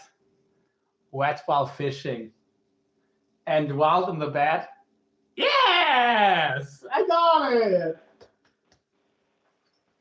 Pro tip though, Caden. You should be both wild and wet in the bed.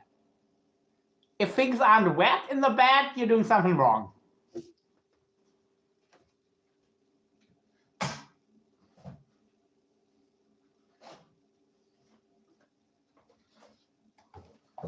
Here's a mirror stand for some. As a mirror that was in here, I actually attached as a makeshift car mirror. Yes. I guess this is trash. But you can still knock some sense into some folks with this.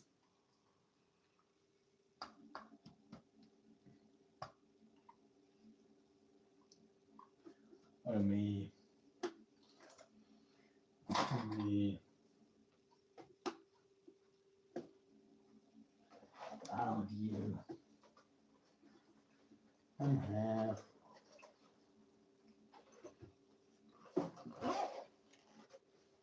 Oh.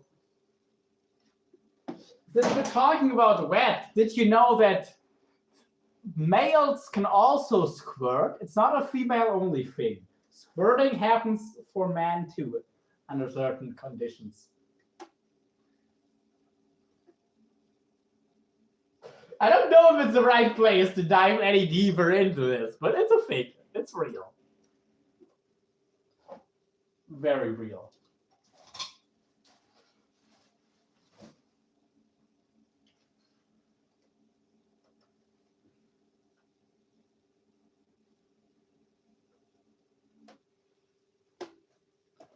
Oh my god. And I am talking about the same kind of squirting. Not just something coming out, but actually like, yeah, the same thing.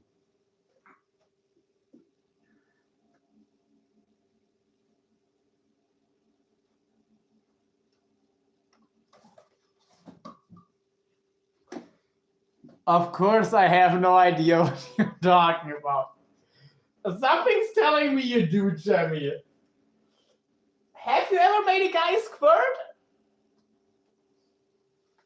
Like soaking the sheets? Squirting, I mean?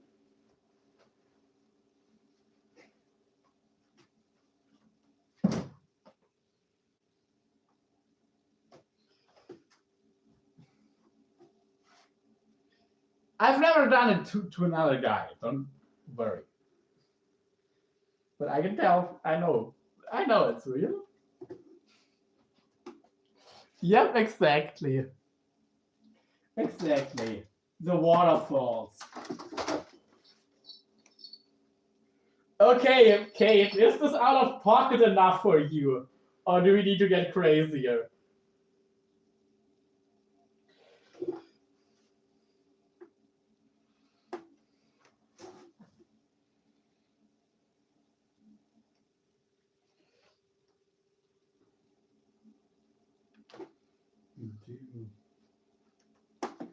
Right here, Ray. I'm gonna start unleashing the freak. It's late at night, so sure, why not?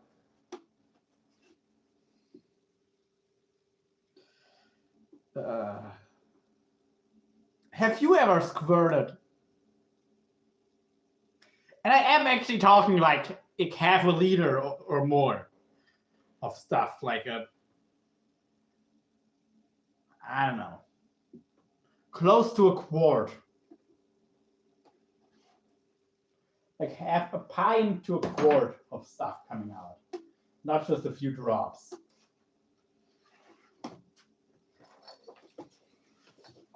This rope has been used to catch crocodiles.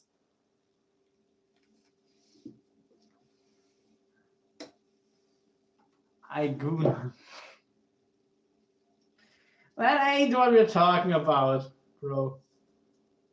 And we also don't need to know that.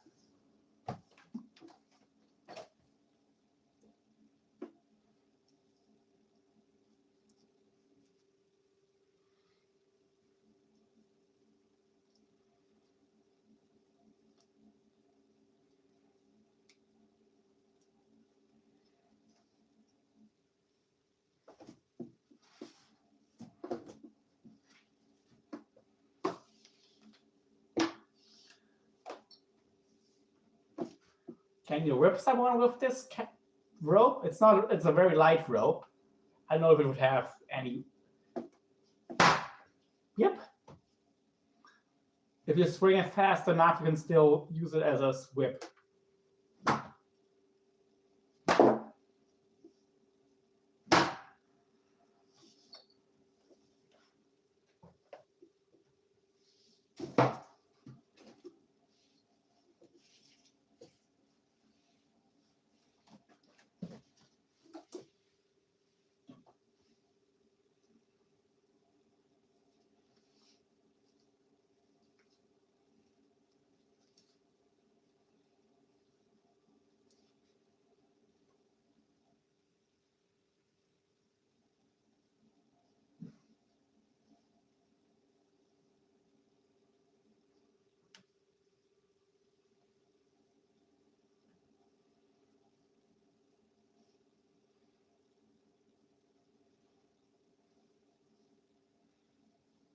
The cool thing about squirting, it's gasm that lasts for minutes. It can last for minutes, not just a few seconds.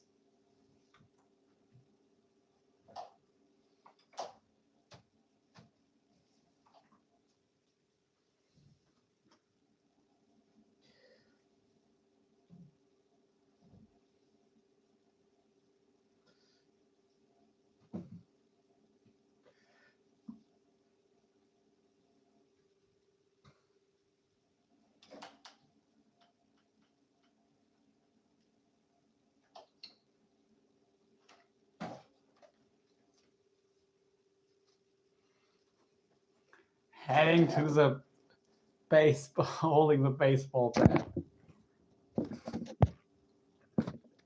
As out of pocket jokes, I mean really out of pockets. Sure, if you say so. So far, nothing was out of pocket. But also, this is not an 18 plus channel, just for the record. I mean, you're not even 18 plus, so keep that in mind, Caden, okay? Keep that in mind. We're not going to get too graphic. We're not going to discuss details. Look, Jamie, my halo. I mean, listen.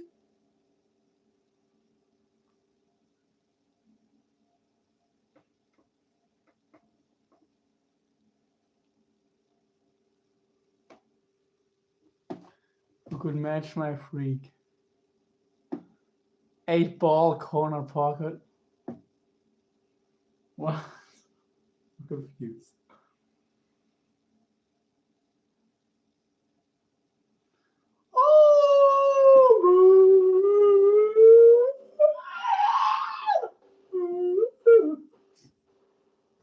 Screw you?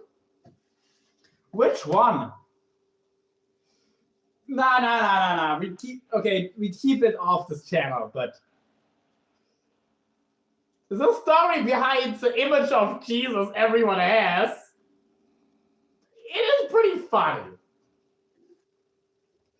It is pretty funny. I might send you a message, because I don't know if you know this, Jemmy. It is pretty funny. And ironic.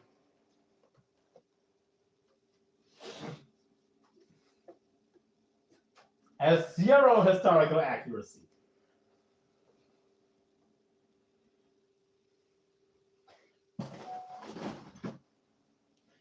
Let's just put it that way. That's all I'll say on here. Because, I have a no religion, no politics rule on my channel.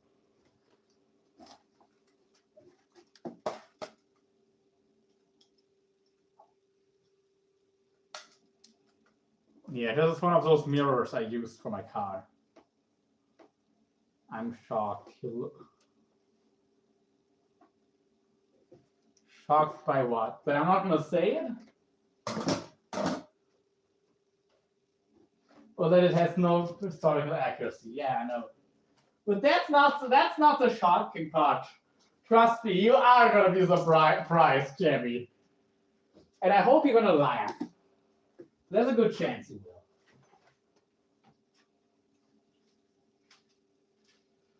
It's just yeah.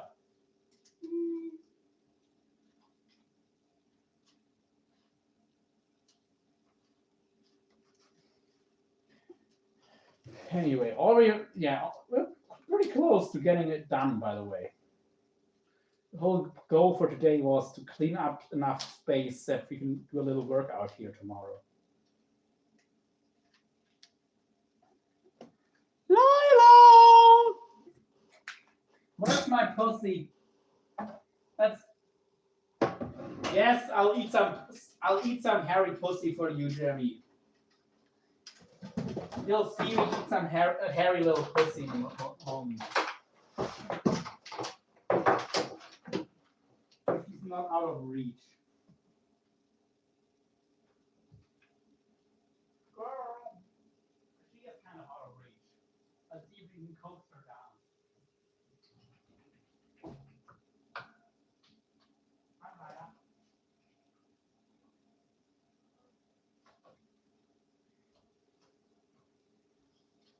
I'm a masturbator.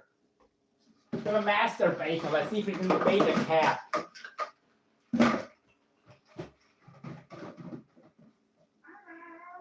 Yes, we can.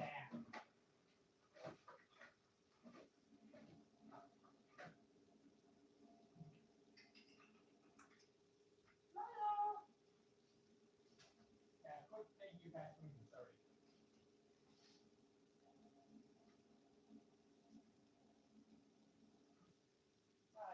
Come on, kitty. You don't want the treats. Don't be a pain. Come on, kitty.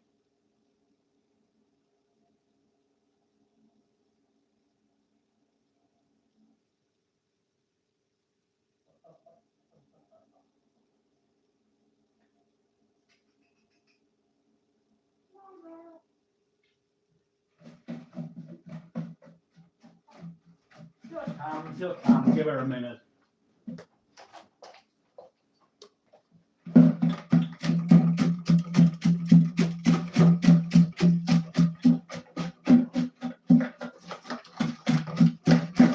Shake it, shake it, shake it, shake it, shake it.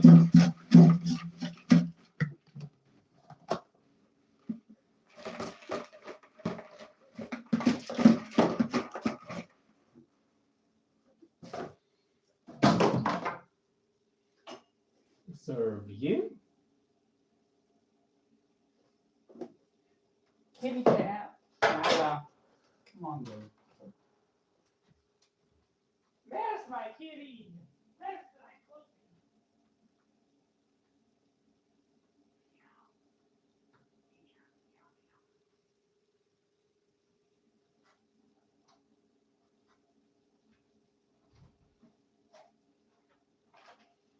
Wait, where did I put the treats?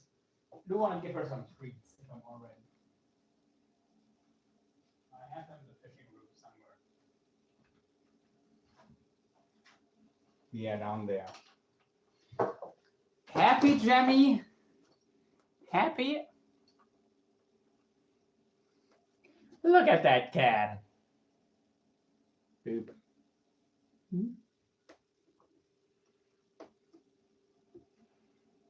She'll come, just give her a minute.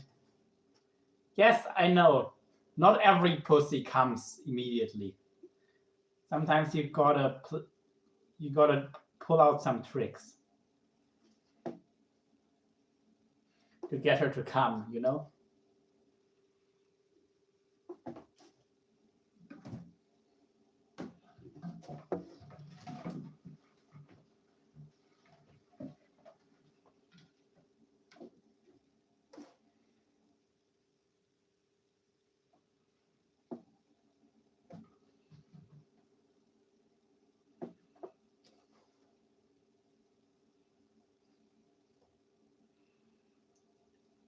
You know that 1 minute is like 3 hours. For you mean while you're coming, or for what is 1 minute like 3 hours?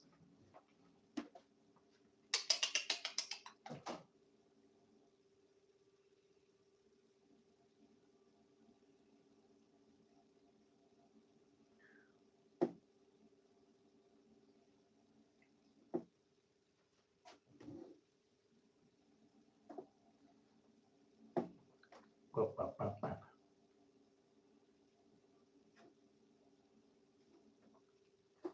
how to properly eat pussy? Sure. Or kiss around on the outside, but then you just want to get into it. I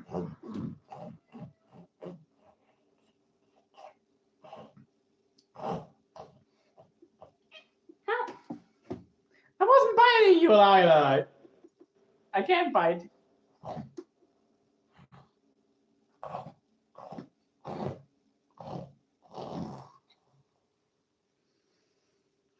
Boom never reveals her secrets.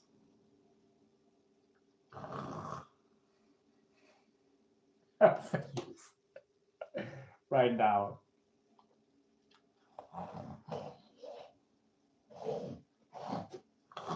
Yes, I can even eat her face. It'll still more or less let me.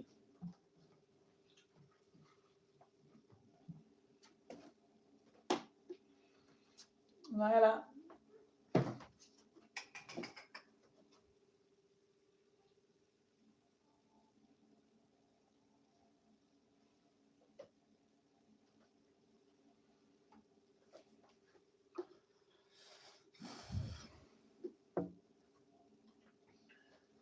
Well, good thing I'm not a woman then, I guess.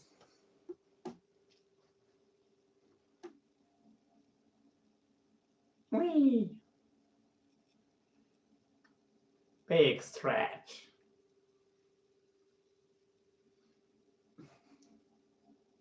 Look at that.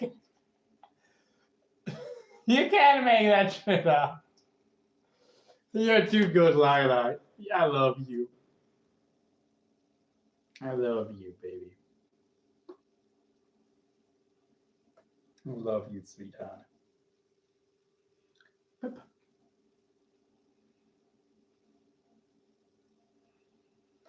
She's used to it too many parts. Yeah. Better? Better?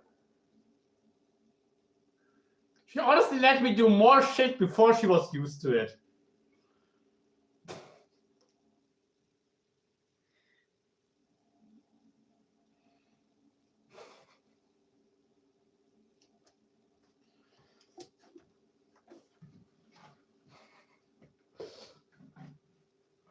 But I mean, how can you not love that face? Like, come on, she's just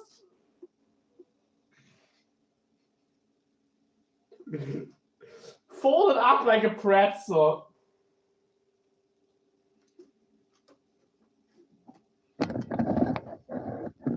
Hashtag Lila. I'm so glad she's not permanently bow-legged.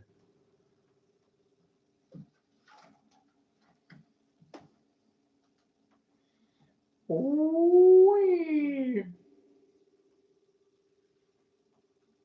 Boom.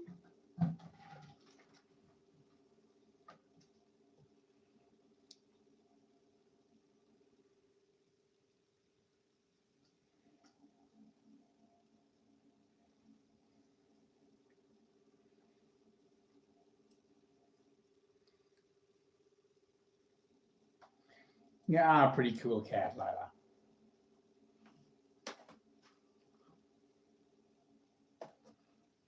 I'm gonna kiss you. Okay.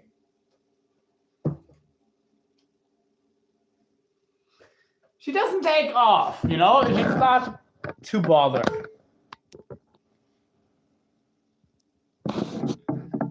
Okay, I think there's another treat back there. That's what you. There. Just poop.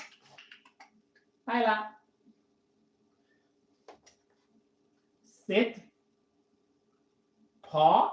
High five. Yeah, high five. Okay, just give me your paw then if you're too tired to do proper high five here.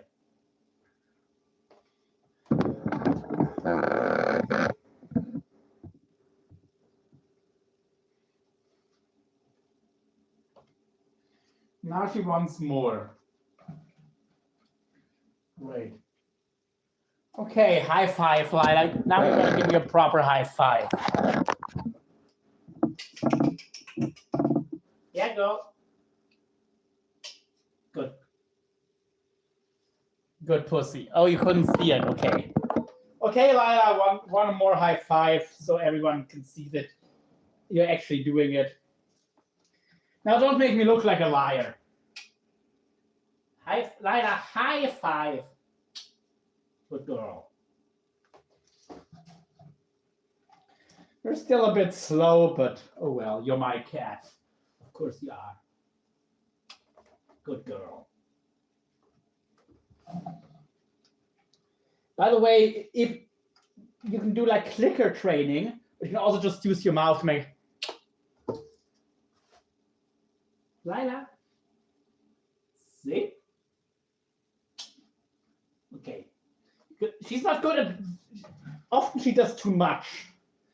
So if she just sit, I want. Now high five, girl. High five. Yes. Up with your paw. Good girl. Okay. No clickers. Clickers are fine, but you can just do. You know, basically it's the same effect. Except I always have my mouth. I don't always have a clicker. I always make a sound like that. Good girl.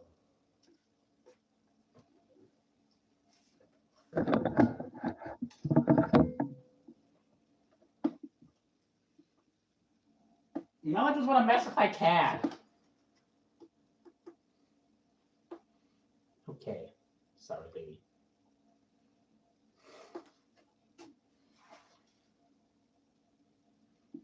He just cursed at me. Bantu. Yeah. Is this supposed to be?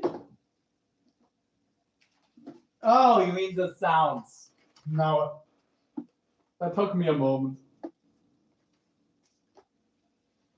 Oh well, sue me.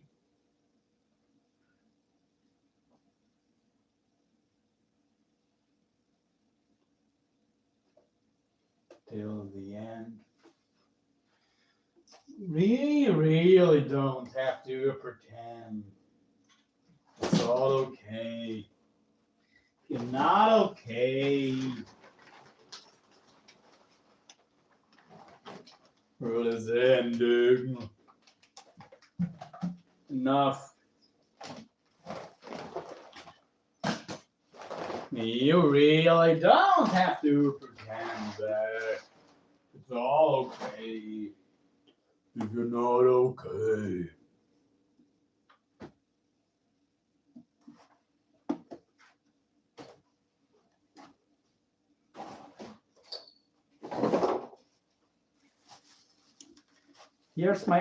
Here's another chocolate brick. Jam, it's him singing.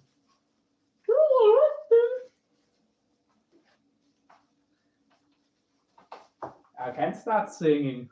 Oh, that you're the one I call when everything feels wrong. I miss you by your side. You know that you're my home. When everything gone, I miss you more than life. I had your ups and downs. I've almost lost my wealth. Too many places happened, too many nights in hell. But you never left when I had no belief. The reason I cry and the reason I breathe. And I just want to let you know that I hope you know that you're the one I call when everything feels wrong. I need you by my side. I hope you know that you're my home and everything wrong. I need you more than life. Appreciate.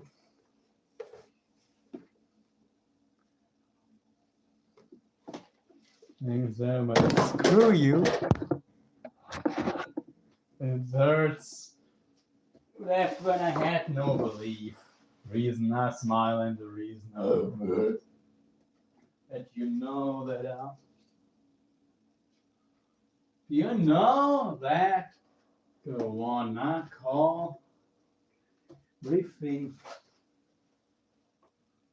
Okay, this is so fresh. Good. This isn't. My home. Run, I miss you more than life. Okay. Miss you more than.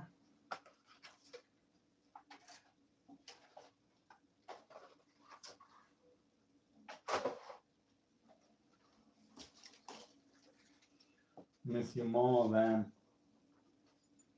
Miss you more than.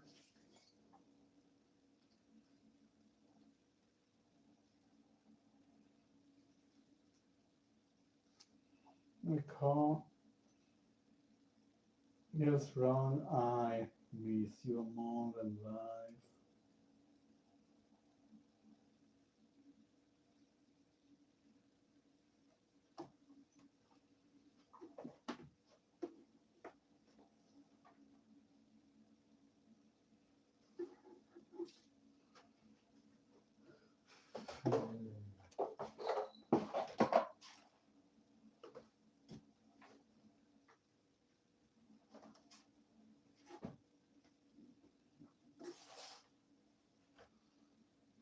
Ja. Nachts nach Hause gehen. Blau vom Rotwein. In der Ecke. Eine große Jacke teilen. Himmel wird schon morgen. Naffen. Hör uns die alten Lehrer. Und wir fahren zum Hafen. Das Licht an, auch wenn es zu hell ist. Wir fragen leise, wenn es nicht. Keep singing, you have man. Keep singing, views going up. Ich nicht mal. Mit denen, let's switch to a song I'm better at. He says.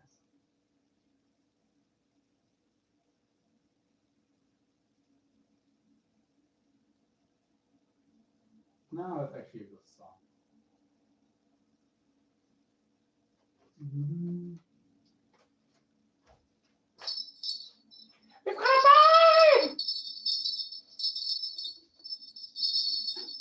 Nein, very straight to town. Very long to wait and just think you're gonna drown. Then tell the tale and the reason that you're sinking in. You don't know what you've got when you got then your fingertips. Ouch. Then you. You got it in you. When the sights go down and leave you hanging in the now. No one's ever tells me this would be so hard. No, you think your fire's burning out, but the eyes will be shining through. You've got it in. I'm not gonna sing these kind of songs if you're gonna laugh.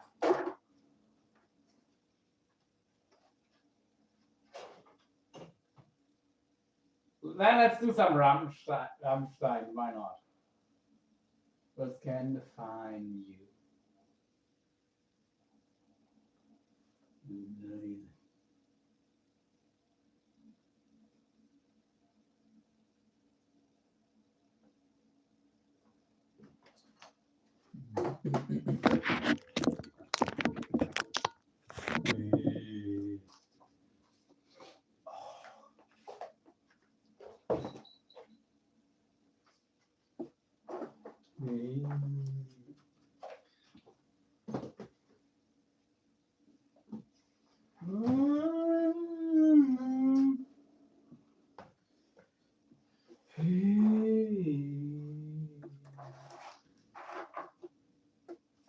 Manches sollte, manches nicht.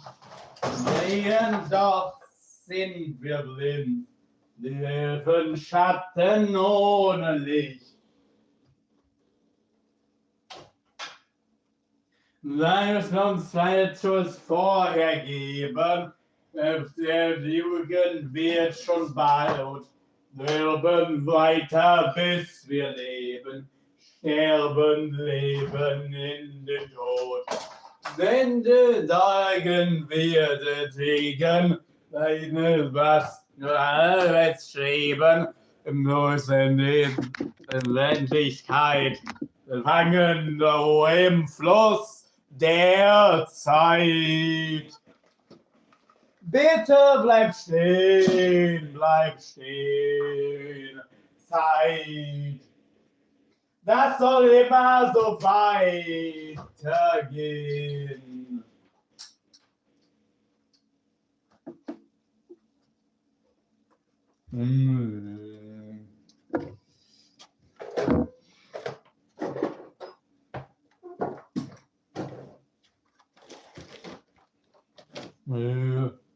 Weise Körper ist verkalt. Den kann man nicht zerstören, würde deinen Nervenhalt deren Sonne gleich zerstört.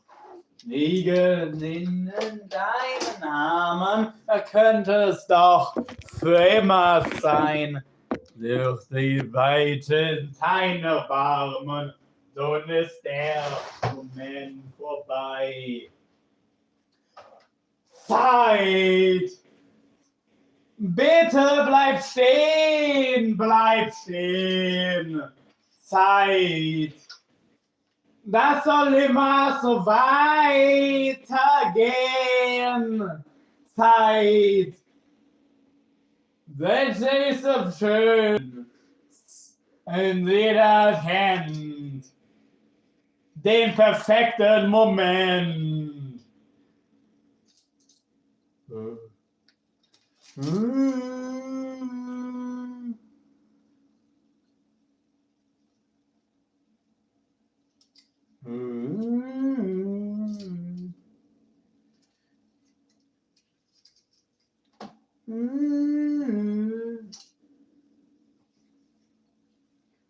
Halt.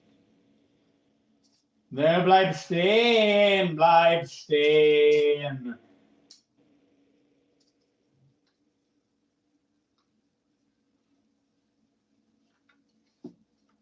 Unsere Zeit willkommen ist, dann ist es Zeit zu gehen. Wenn es am schönsten ist, nur im Leben stehen. Nur der Effekt ist der Moment, sollte greift die Zeit. Meinen Weg bleibe doch, ich bin noch nicht bereit. Zeit! Bitte bleib stehen, Zeit! Das soll immer so weitergehen, Zeit! Weil es ist so schön, wenn jeder kennt den perfekten Moment.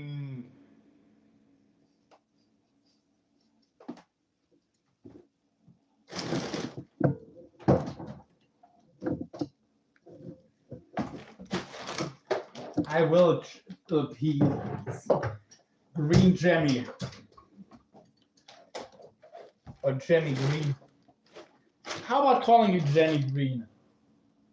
They can keep you your gals apart.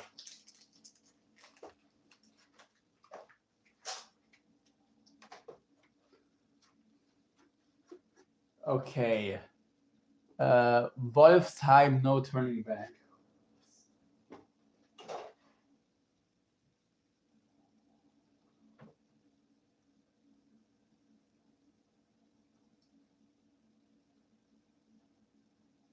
Oh, you mean the Kein Zurück? It's a German title. Okay.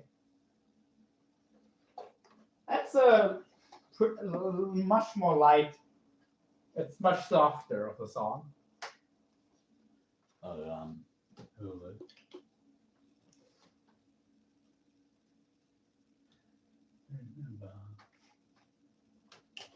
that's not a song I can sing. But there's another German one I can definitely do.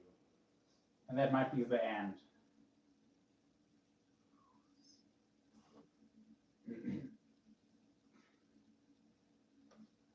Classic. It's an absolute classic. And see, Jeremy, we have a lot of floor now. Und ich sitze schon wieder barfuß am Klavier und träume Liebeslieder und singe von dir. What? No. There's no bunnies here.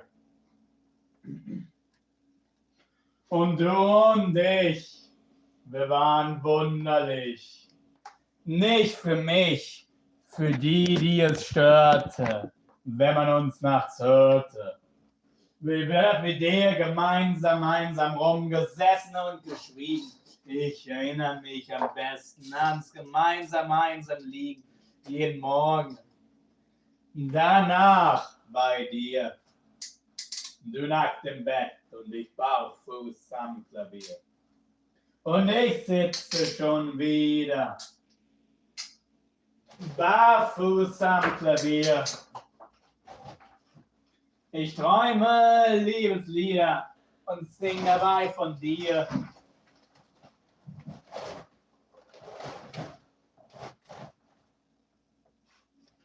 Und du und ich, wir waren mal wieder und sind jetzt nichts. Du da, hier. Du wolltest alles wissen und das hat dich vertrieben. Eigentlich nicht, du bist nicht länger geblieben bei mir. Also sitze ich, um zu lieben, lieber barfuß am Klavier. Und ich sitze schon wieder barfuß am Klavier. Ich träume Liebeslieder und sing dabei von dir.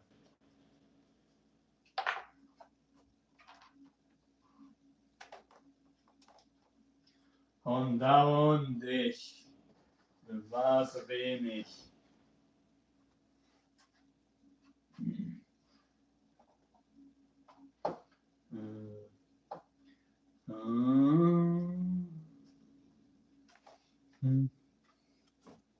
Song is 23 years old already. Yeah. Und ich sitze schon wieder barfuß am Klavier und träum dabei von dir. Ich träum dabei von dir. Ich träum dabei von dir. Ich träum dabei von dir. Okay.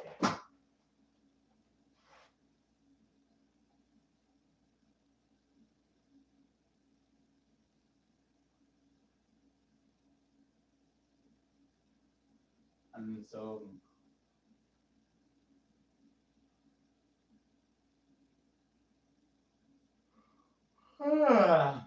why not something a bit more, something English that might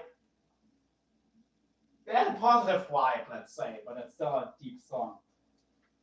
And I know it by heart, so I don't need lyrics.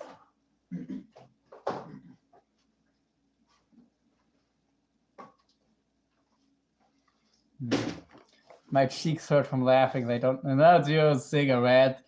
And map you what's your lips. Oh, good song. Good. It's like to do it for all your friends. Millions matting and full of clothes. Curtains round okay, let's do this one.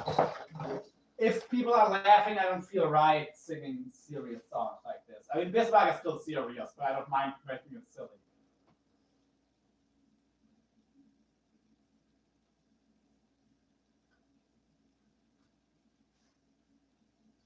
And I can sing Sabaton pretty decently, actually. I just can't play the instrumentals, or I'm gonna get copyright issues. Who tour? Which tour?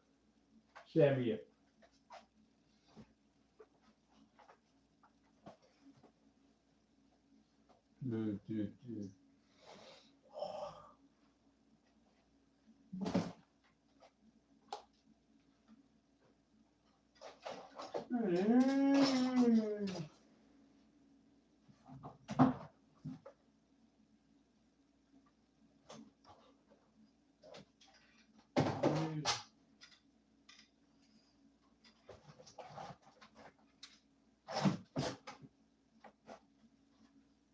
Later this city and takes my filing well home.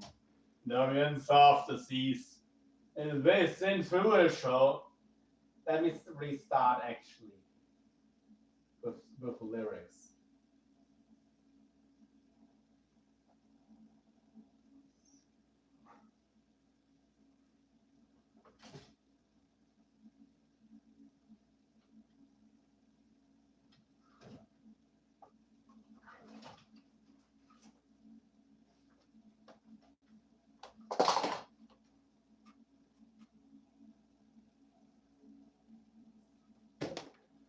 Pookie, you and Pookie.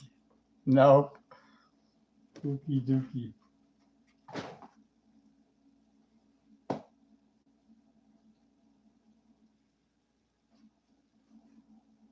It is a good song. Can't argue with that. Let's sharpen a hook. Maybe.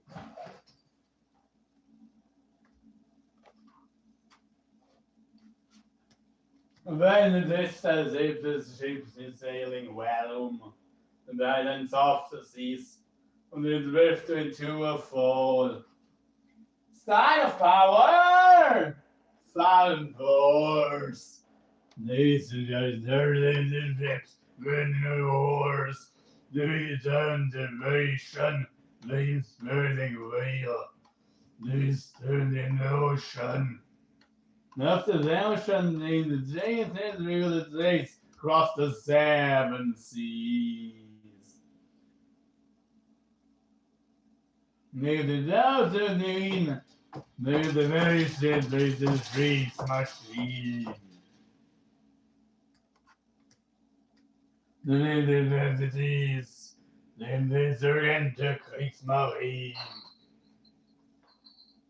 Near the 150,000 tons of steel that are course for the Atlantic, the paradise of the real.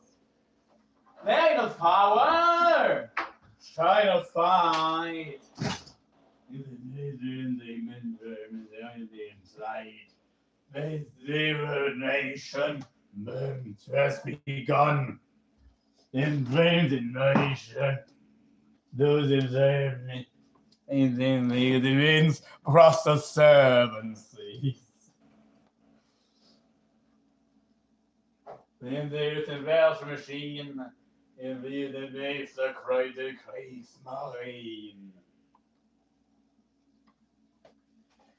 Then there off the seas, and the winter Kriegsmarine.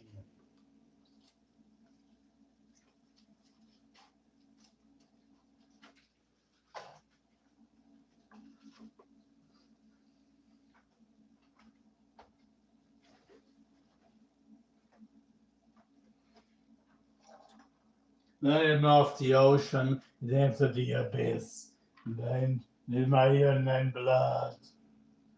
Then off the navy, they are off the seas, then and violent will rise.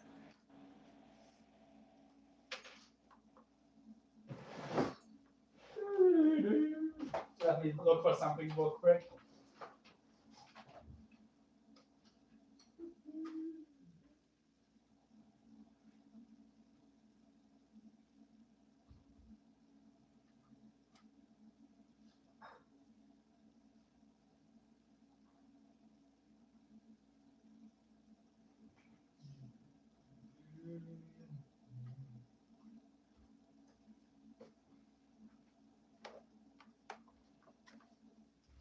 Happy Gemini. Yo, Sturgeon! In what green? There is no green dish! And there's also no... Are you talking about this thing? This is fishing line! What are you talking about? The race across the surface. Lead of our blade. The green cliffs marine. The leading of the seas. The green cliffs marine. The machine. The green cliffs marine. The of the seas. The cliffs marine. The machine. The green cliffs marine. Never after these, the American cliffs marine. And done. Hi, Sturgeon. Good to see you, mate. As you can see, Lila is pretty chill with all of this. Okay, she does prefer to be on my shoulder, apparently. But, yeah. She's still, you know, it's Lila. She always looks like she wants to jump up somewhere. You want to jump up there, Lila? It's gonna hurt me probably because you're gonna use claws if you do, but I'll let you, baby. They're already using claws.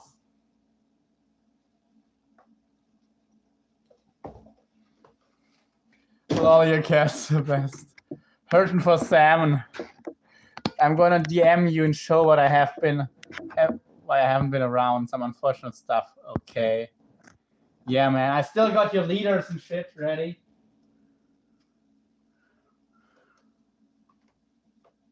Well, yeah.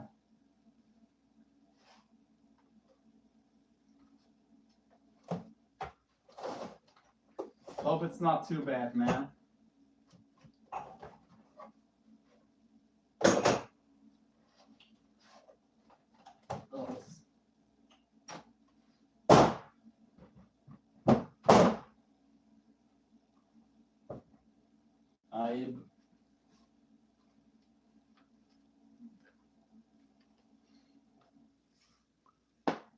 Shama.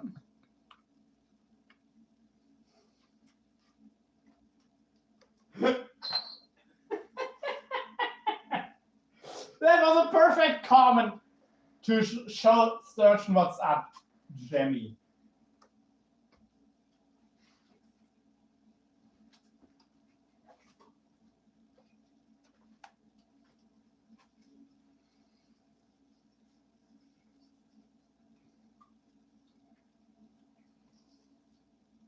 No worries.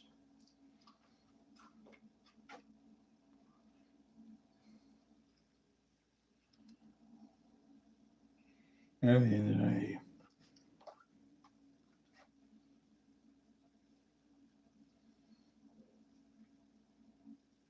It does.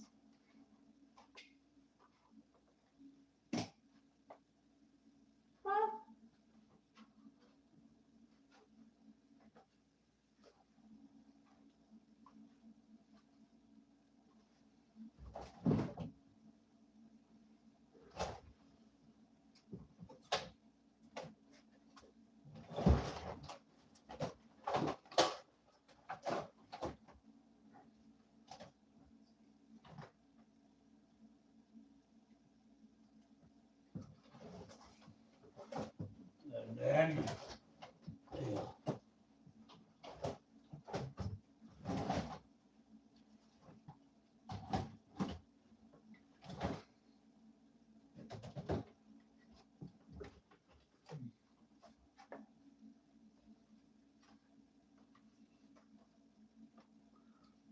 Okay.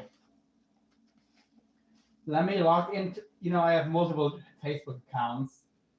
You're actually using my business account and you're chatting to me, so let me switch to that one.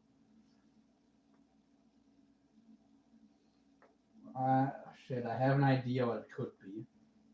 Haven't read anything yet.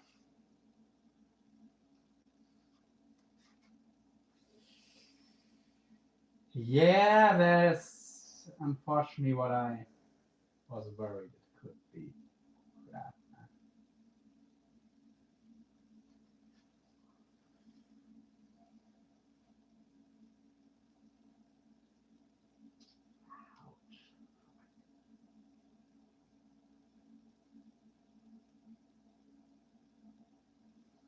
Oh fuck, man.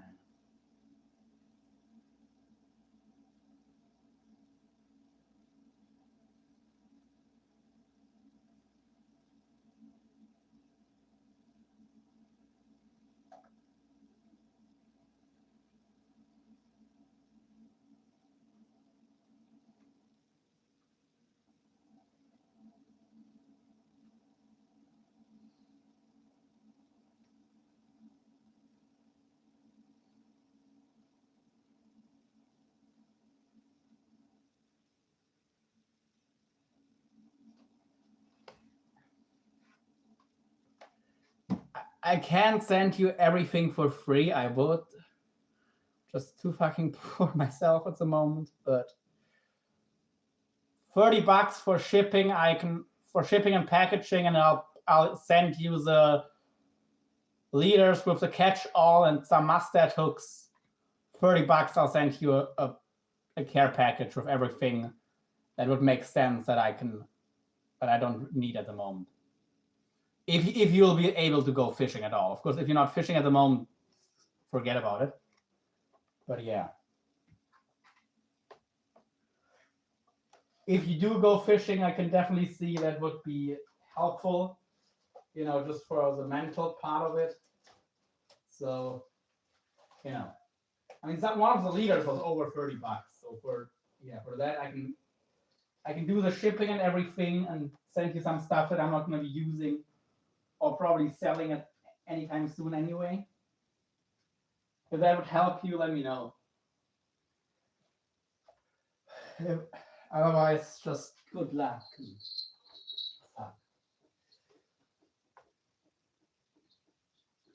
It looked similar actually last summer with, it looked like I was going to be in the same situation. Let's put it that way. There were already plans for the end and after.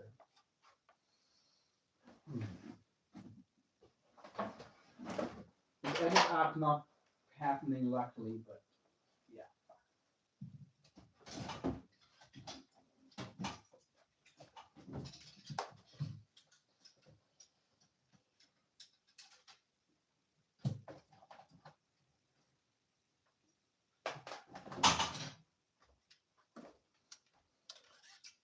I seriously appreciate it. I can definitely afford that at the moment. I get paid Friday, so I could definitely shoot you that Western Union by Saturday at the latest. Okay. Yeah.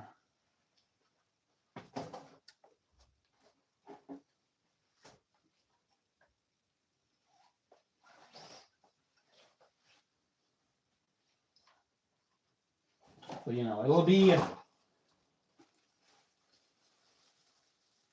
like this rig probably. And yeah, some of the catch-all stuff. And a couple of the mustards.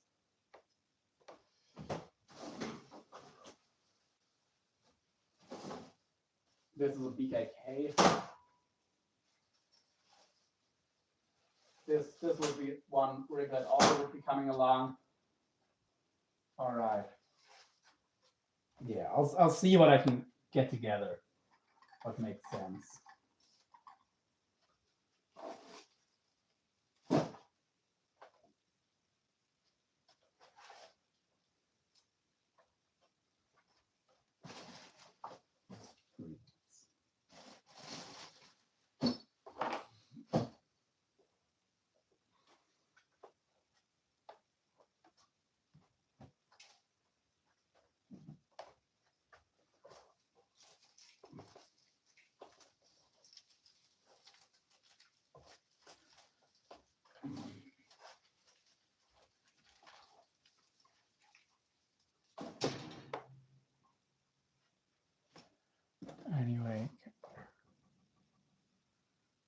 Yeah, I will. I will.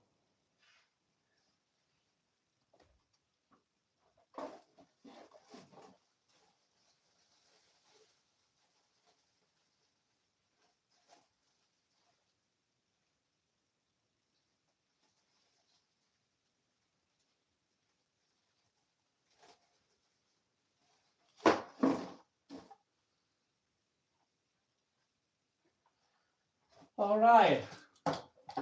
All we need is to fight one more dumbbell, and then we're ready for tomorrow. A little workout here,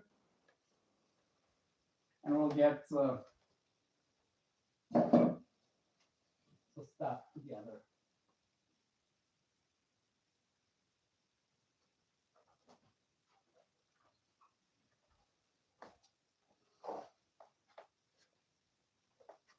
By the way, I thought I'll probably vacuum seal the packages, so the hooks don't poke through anywhere and stuff. Probably just put them in vacuum bags.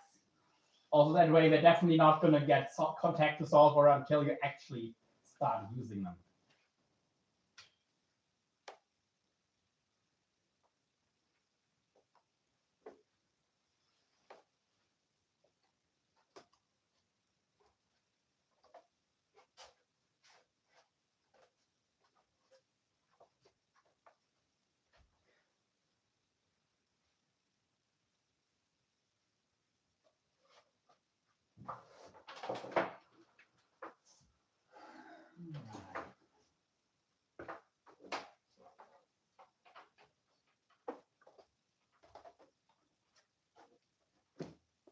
Supposed to do another trip next week, and also, so if your leaders get here before, then I'm gonna do a video with them 100%.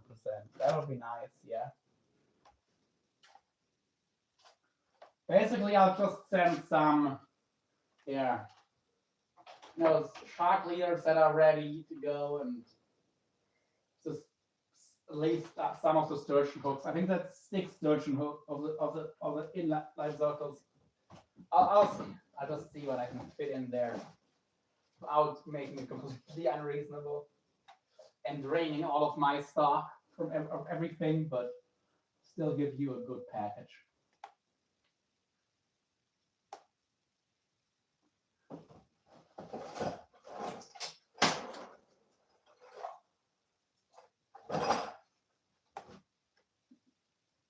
Basically, I'll make sure that if I get another order in, then I can definitely complete it. But yeah, you'll get some good stuff. And also those swivels that I've built into your leaders, pretty much all of them, they're pretty cheap. They're like 50 cents a swivel, and they're ball bearing swivels, stainless steel. I fished them pretty hard myself now. This exact batch, and they held up perfectly. So they're gonna last. I've got no worries about that. And 50 cents for stainless steel ball bearing swivel in 400 pounds, can't really beat that. That helps to keep the cost low.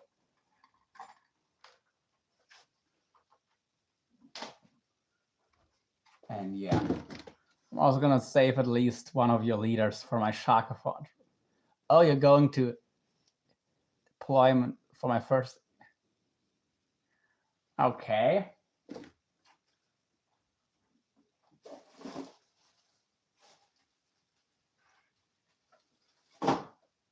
And maybe I'll put you in put in a deployment rig with them. Yeah. Yeah. Okay, baby. My buddy just grabbed a pack of 3,660 pounds southwest swivel, so I can snag a few from him if I desperately need some. Nice. But they're probably crane swivels, right? Not ball bearing.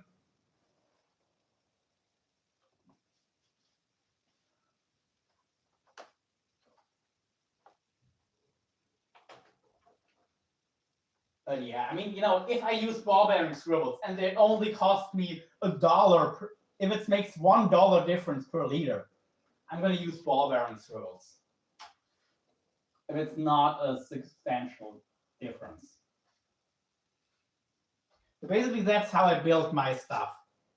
If it makes it expensive, I think about it. But if it barely makes a difference to the final cost, I'm going to use a more premium stuff.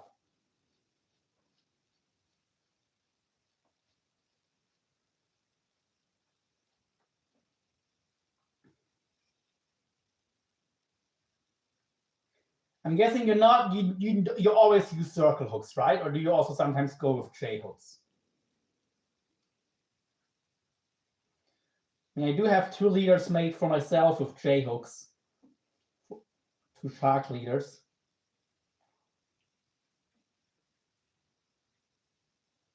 Just because for this specific use, it makes sense to use J hooks. But normally I would because I'm not only catching sharks, basically, because to get some other fish that I wouldn't get, and octopus that I wouldn't be able to hook on a circle hook. That's why I have 2 ready to go over 15-foot cast out leaders with J's using pretty cheap components, but very capable leaders.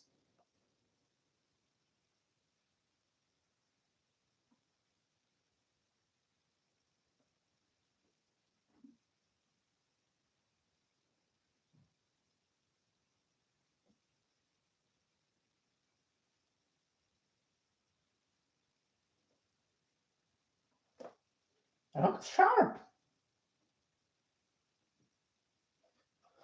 For shark, circle. For sturgeon, I use big river bait hooks, barbless octopus hooks. Nice, yeah. So you'll see if you even likes my. I just sent you the pre-tied sturgeon rigs with the circle hooks I've got, and you can tell me if you even like the circles.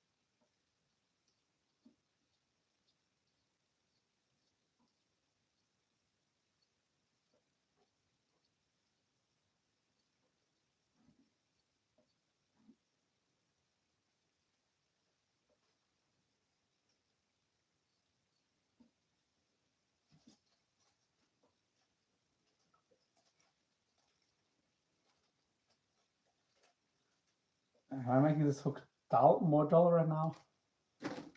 I use circle hooks. Octopus, yes, octopus. For sturgeon, when the current is ripping, they always set the hook on themselves in rough current. Gotcha. That makes sense.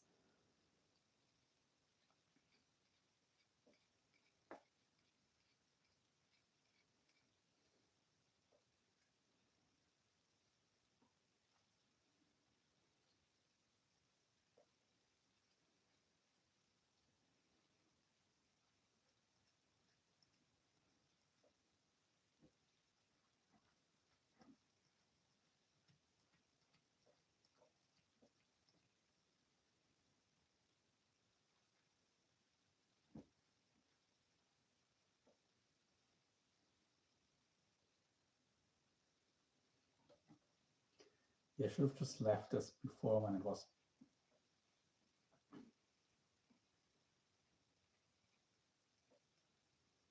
pretty sharp.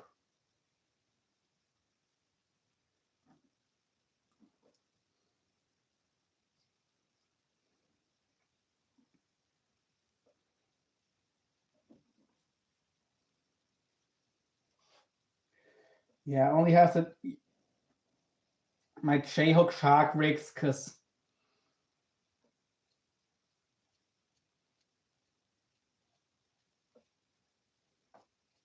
it's pretty unlikely to even catch a shark at all for where I'm using them. And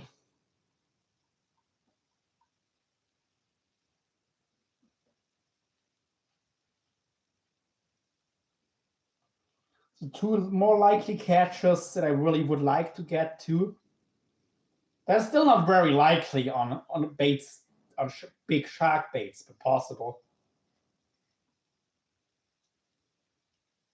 That I just won't get on circle hooks, so that's why.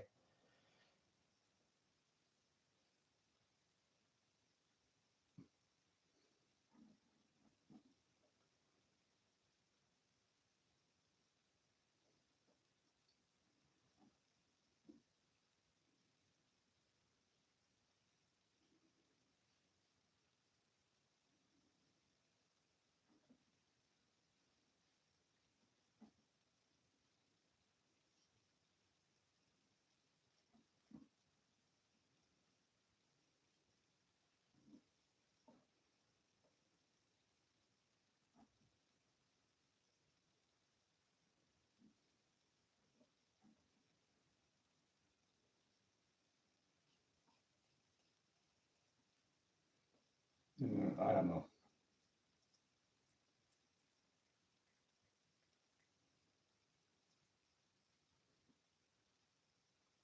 Okay, so we're getting sharpness back. That's good.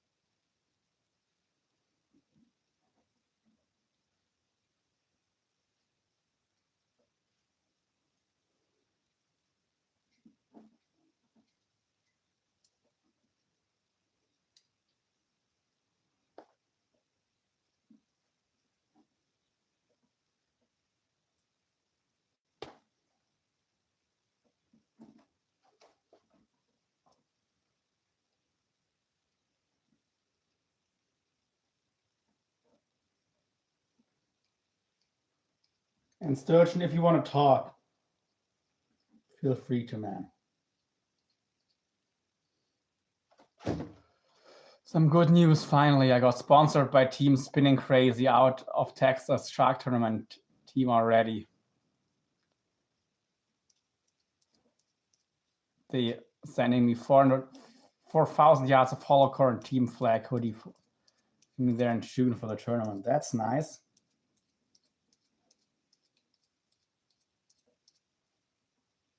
Just gives the hollow core a test. Like, I wouldn't use most lines even if I got it for free.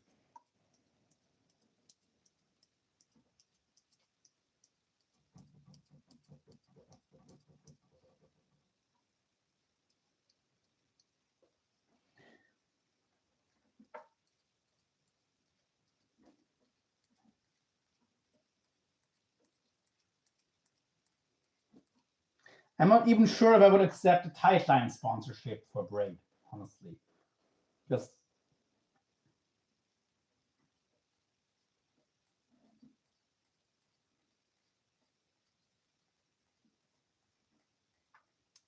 and Thailand is a good line, but it has some things.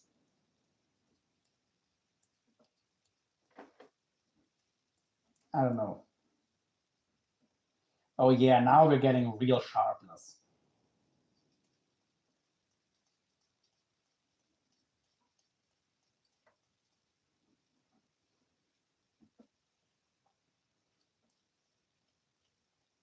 But definitely do the sponsorship and everything, because you don't know what the future brings, and you might just need it to be able to fish at all.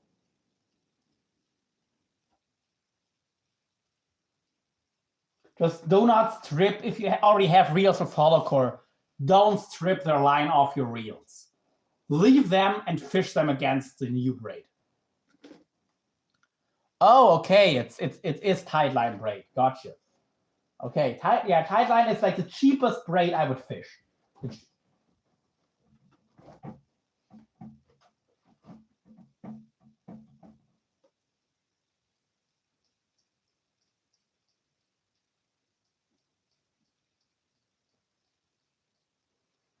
I put it about on the same level as Cherry Brown. I'm not a big fan of Cherry Brown braid, but it has its advantages and disadvantages over tight line. To me, they're roughly equal. Cortland is in a league of its own. Cortland is on another level, but it's also twice as expensive as tight line. It's literally double the money for that tight line costs. So, but what I noticed fishing around rocks is tight line gets nicks. Like Cortland, it gets frays at most, and even those barely. But tight line gets nicks. Like entire strands of braid gets cut. Like out of the 12 strands, 1 or 2 can just get cut on a little snag. Well, the Cortland, it'll just have a few frays written that won't really do much damage, but an entire strand of the tight line can get cut, which loses strength, and it damages the not technical, the mechanical integrity. Like the integrity of the braid gets compromised if an entire strand is cut, like a lot. You can lose half the strength if an entire strand gets cut, and I've seen that happen on tight line in just 2 days of fishing, which I've never ever seen in Cortland.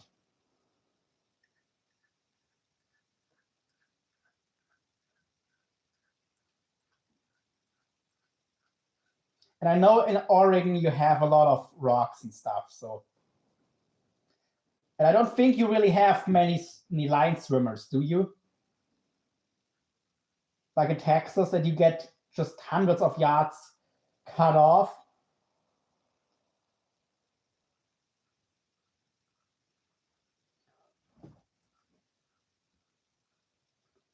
For that reason, I think Cortland might really be worth it. But yeah, just.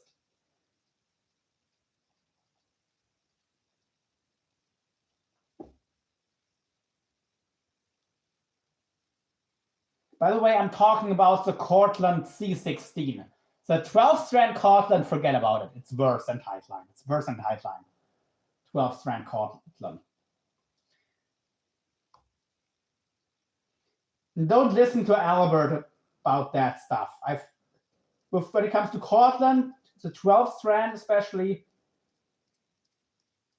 my experience is quite a bit different, because it's all line that works, but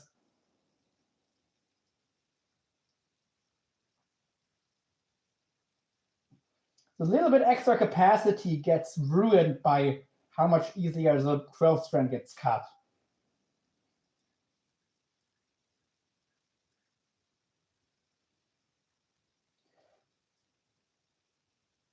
Like, I would fish any braid that Albert recommends, but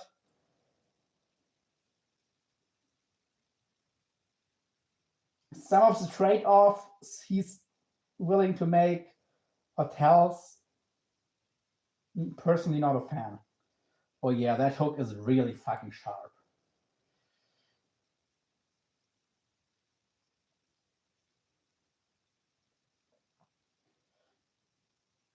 Just like,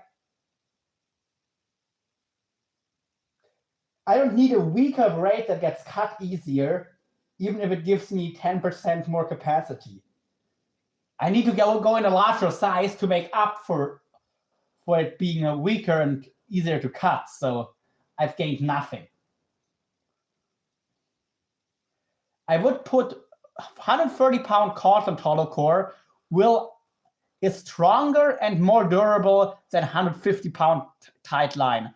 I'll die by that. I'll die by 150-pound tight line being inferior and weaker to 130-pound Cortland. So if you think you need 150-pound braid, you can go 130-pound Cortland, you'll be fine. 130-pound Cortland holds more than 200 pounds. It is stronger than 200-pound Jerry Brown braid, which is wild. But it's still the size of 130. It's maybe a thicker 130, but it's still smaller than Tightline 150. Hey man, if Hercules braid made a hollow core, I'd run it. Because as cheap as it is, it's pretty decent. Okay. Occasions you can lose hundreds of yards of line, but mostly it's break-offs and swim-throughs. So you do get swim-throughs. Interesting. I didn't think you'd really have them that far off.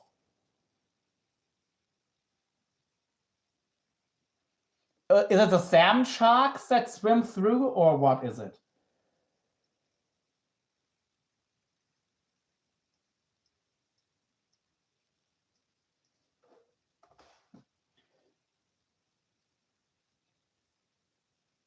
Or do you have some kind of toothy mackerel? Because, I mean, you don't really have bluefish and stuff like that. Do you?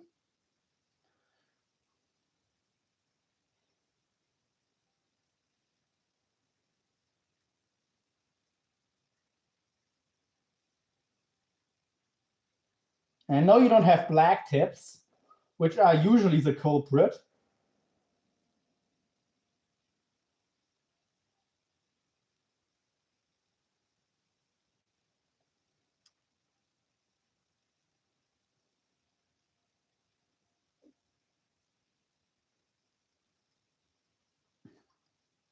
Oh yeah, that hook is needle sharp now.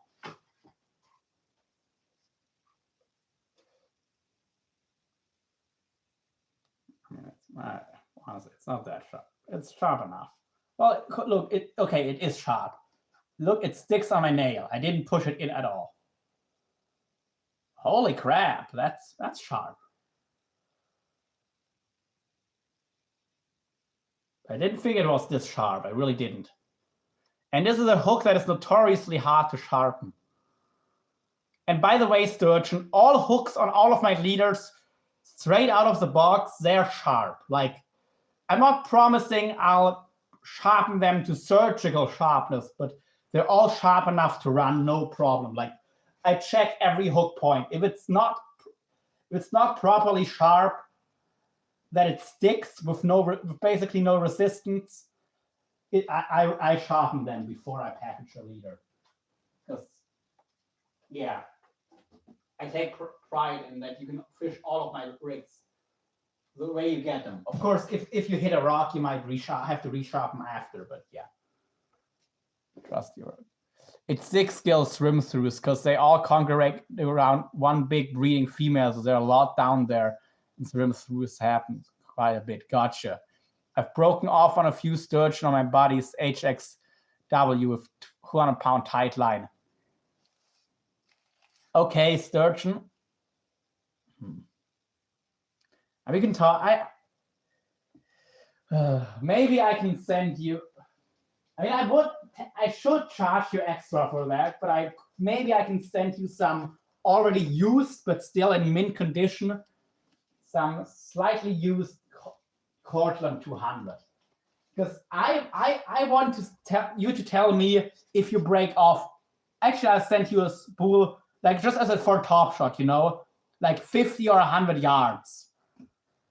Put that as a top shot on a reel and tell me if you notice a significant drop in cutoffs, because I think you will. I think you will. I think the tight line will get cut way more than the Cortland. And I'm curious to see that for myself. And it would be valuable for me too. So yeah. We'll make, like, I don't know how much I have on here, so I can't just send this spool, but this, for example, is, you know, it's as good as new. Cortland hollow core, 200. I am 99% sure you'll get a fraction of the cutoffs on this stuff because it just doesn't catch snags. Like, because how do I explain it? When you run the tight line over a surface, you get your individual strands sticking out of the body of the line. So this strand can get caught on something and then cut. And once a part of the braid is caught, it's easy to cut off the whole thing. While the tight Cortland, it has a much better integrity. So even if it gets rubbed over something, it remains one uniform line, making it way, way harder to cut. So yeah, I'll figure something out. I definitely run that as a top shot to test it out. I'll record that. Honestly, I have an idea. Sturgeon, I have an idea.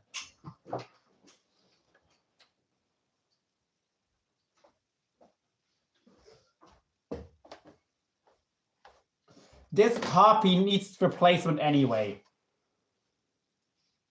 This isn't too much line of the 200 I've got on here. It's got some tiny frays on the first 5 to 10 yards. You can cut that off or just make a torture test. I'll just strip that off, and you can decide if you're gonna cut the first bit or just use it as a top shot. Even with it has micro frays. It has no nicks and nothing. Now let me. And this line was stuck on rocks, like on rough rocks. The braid itself was snagged. Slack braid was snagged on a rock. It didn't get cut at all. Just some micro frays. Now 200-pound cord tight line.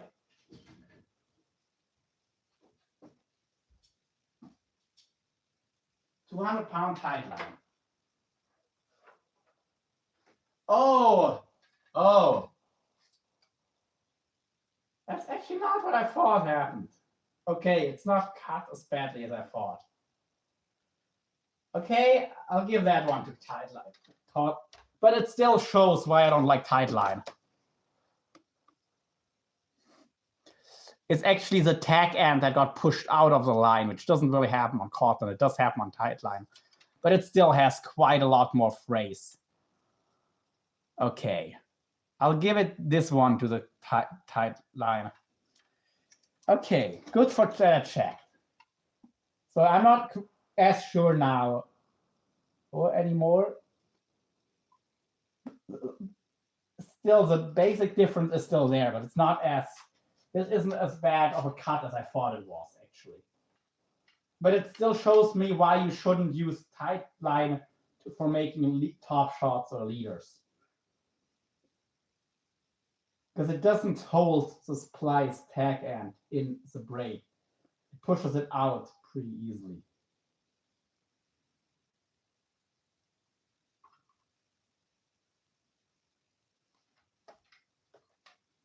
But yeah, I'll still strip that Cortland off. I mean, actually still, on this reel, I didn't have a single snag. This is the only reel where I was running tight line. You can see there's a lot of cut stuff. There's a lot of damage on the line that just the part that was Cortland that was actually touching the rocks, it looks brand new. For the tight line that shouldn't even have touched anything, looks frayed.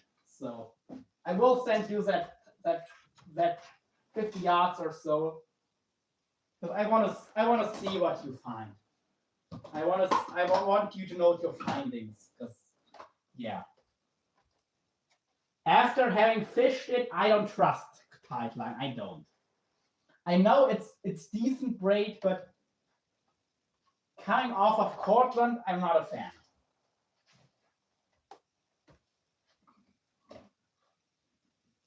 I don't think the two compare. Let's put it that way.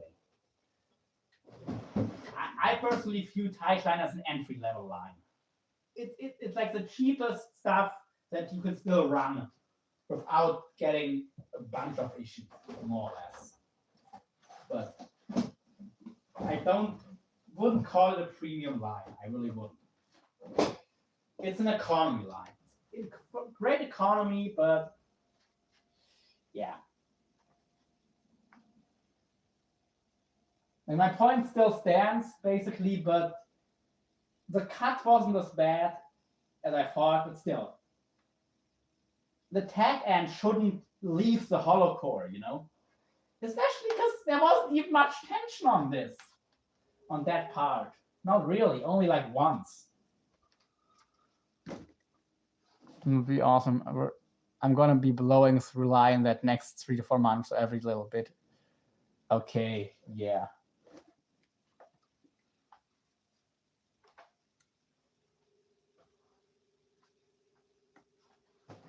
And then if you're blowing through line, you'll see, you know. If the Cortland is twice as expensive, but if it lasts 3 times as long, then it's worth the extra money. Certainly charge premium prices. They do. But I know my next order of braid won't be for tight line. And I'm honestly kind of pissed I paid as much as I did for tight line. I mean, if you need tight line braid sturgeon, I have a lot. I could sell it to you for, if you do make another order for the charge leaders at some point, I could throw you the price for what I paid without tax, because I didn't have to pay tax on it. It's the way I bought it. There was no tax. So yeah, you can get brand new tight line.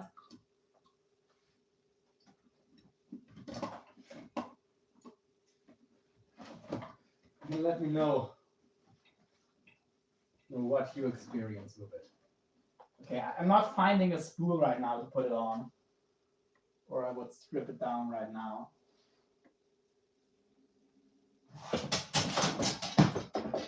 Or there is a spool in here, but that's a good spool I would like to keep, honestly. With how much stuff I do, I always have a bit of a lack of spools.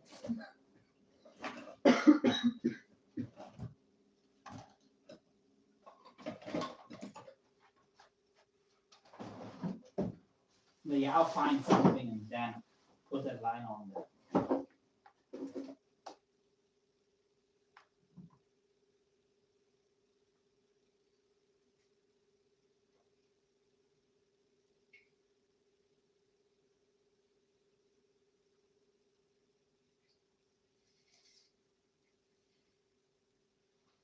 Okay, here's a bit of random stuff that I'm never going to use.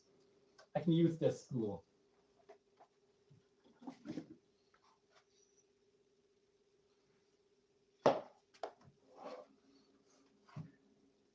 Definitely hold on to the tight line, because I'll be buying that stuff off you this summer for sure. Good, because I think I want to get rid of it, honestly. I have, oh God, how much do I have? I have a 600-yard spool of 200 pound. I have a lot of 100 pound I'm probably just not gonna fish at all. I'll see, but yeah.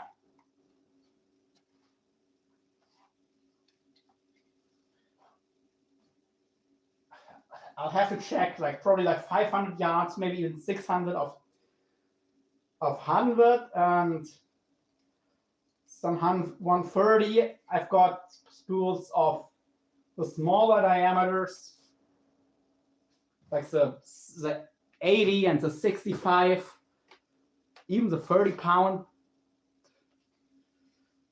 Yeah. I might keep some of the 30, but I don't know.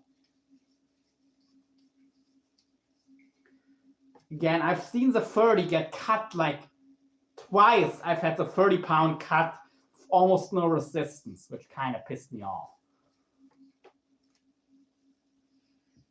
Because both times I felt like, come on, I know I could have pulled like an ox if that was 40-pound Cortland.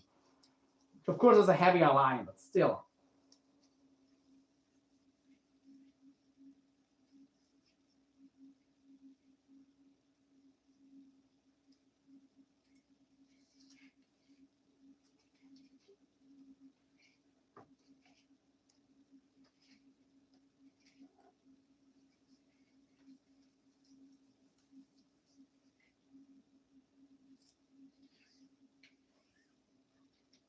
By the way, to prevent line twist, you can flip a spool if you just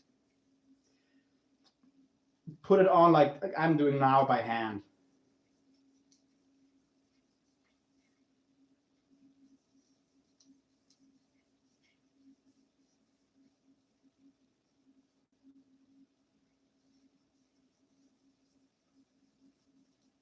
Now we're in the hearts. Like this line is still good. Just it's too short of a length for me to be useful on a spinning reel.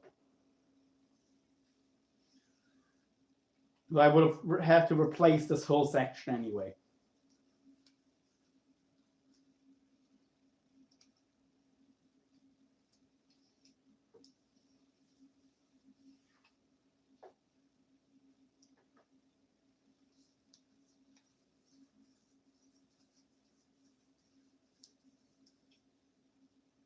This is actually, this very line has caught 2 crocodile sturgeon.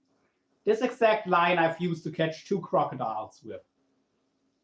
Just so you know.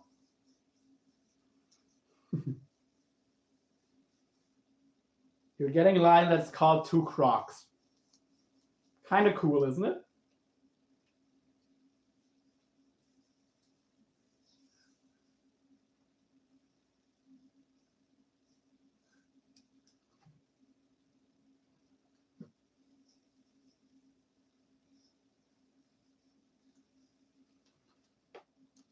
Okay, and there's the splice. There's the splice to the 130.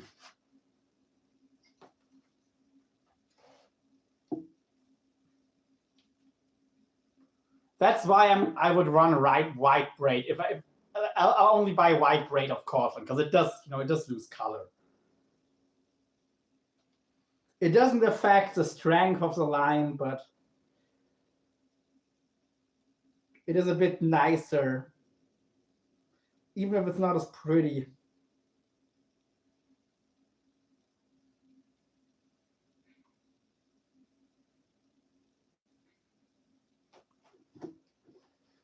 It's still run good. That is badass. You still gotta send me those croc videos. I'm never gonna send them to you, but if I meet you, I'll show them to you. Sturgeon. I decided that stuff I'm not gonna put on the internet.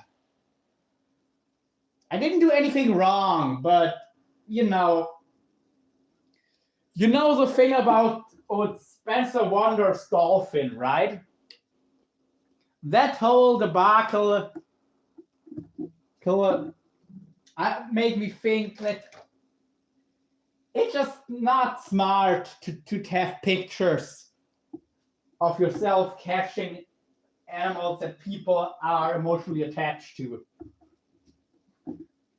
Sharks already get you. People already get upset about sharks, but crocodiles, I think, even a lot more so. So I decided, nah. Just not gonna risk it. But in person, I'll play them off of my phone or my computer, no problem.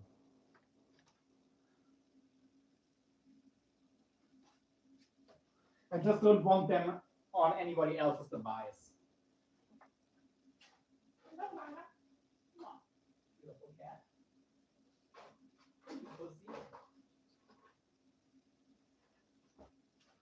Let's do our end splice so that loop doesn't, the braid doesn't open up.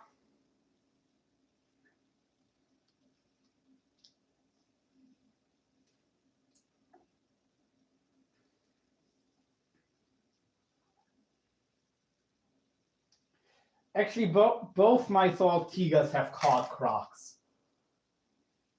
The 14K and the 20K. I'll still be selling both reels. It's just a smart thing to do. Because of how Daiwa is, you're a lot better off if you have the current model, you know, with their service stuff. You're not, because you know they gatekeep some of the stuff, so you can't service the reels yourself.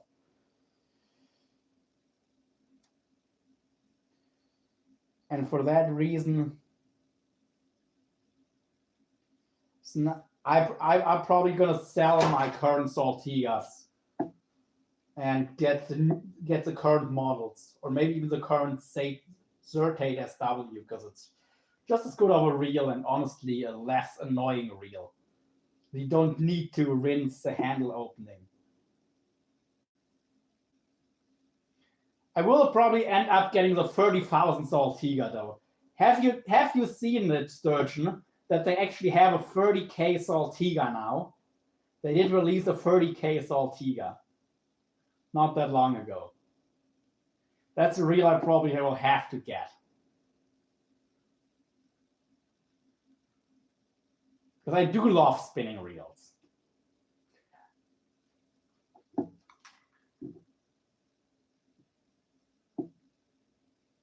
I do love me a big, capable spinner for a lot of things.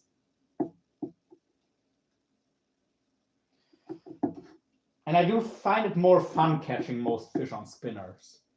I mean, a 30K, that's a big ass reel. That's like HXW territory, like capacity and rise and drag. They easily are on par with an HXW. So, yeah.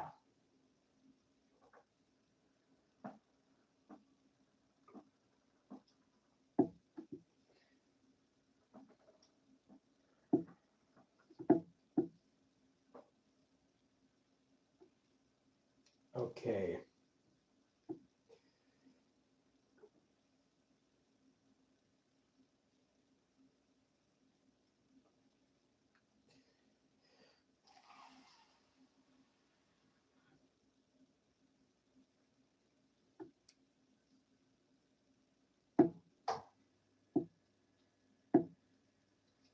Okay. Here's your top shot. This end, you start spooling it on your reel, and yeah, then the first 5 to 10 yards, you can inspect them. There's not really any visible frays. Just, I know the line touched rocks, but it still looks good. If it was tight line, it wouldn't look good. That's a promise. But yeah. Here's my current baby. It is an awesome reel, don't get me wrong.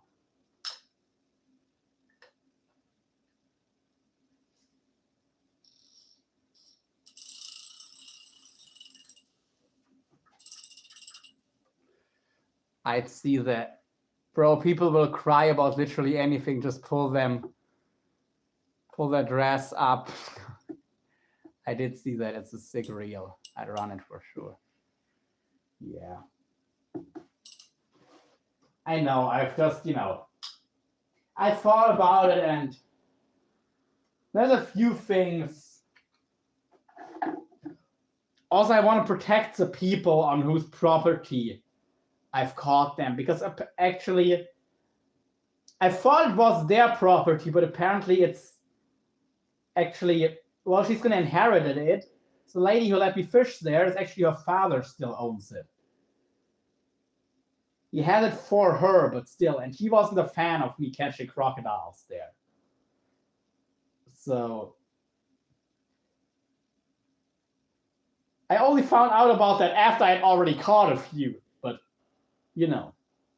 So another reason for me to keep it on a bit of a lower profile.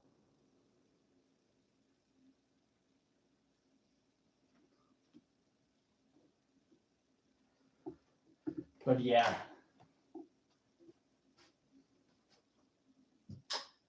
And of course, there is some of the location and their property is on the video. So, you know, let's do the boring proper thing and not release it. Even though I would still kind of like to.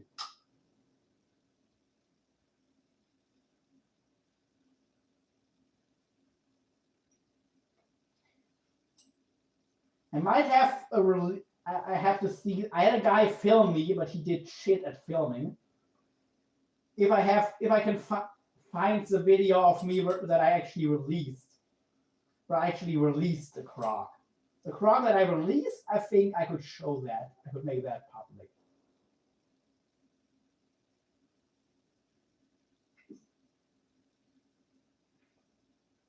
Which was also on this rod, this reel, and this line.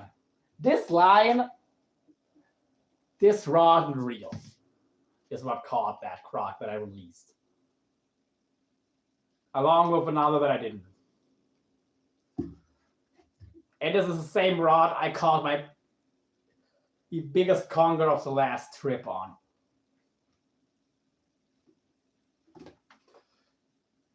This is a really tough popping rod. And the conger was stronger than the crocodiles. Yeah, bro, just post the release. That alone will get a bunch of views.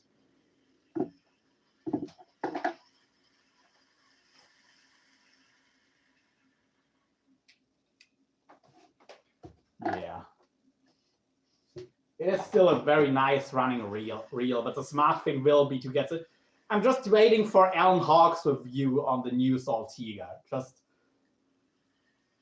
because he's pretty good at, if there's any bugs in it, I'm not going to get it. If there's any major bugs in the new model, I'm going to keep my old one. But if there isn't, I'm going to sell it and get the new model.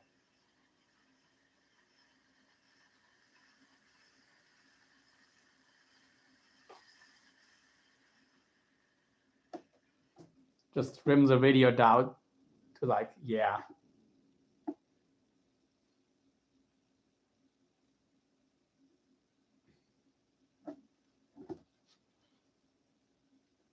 The blue line does look cooler though than the white line. Actually, I don't know. It both looks fine. I think blue looks cooler, but it's still fine. It's still okay, whatever.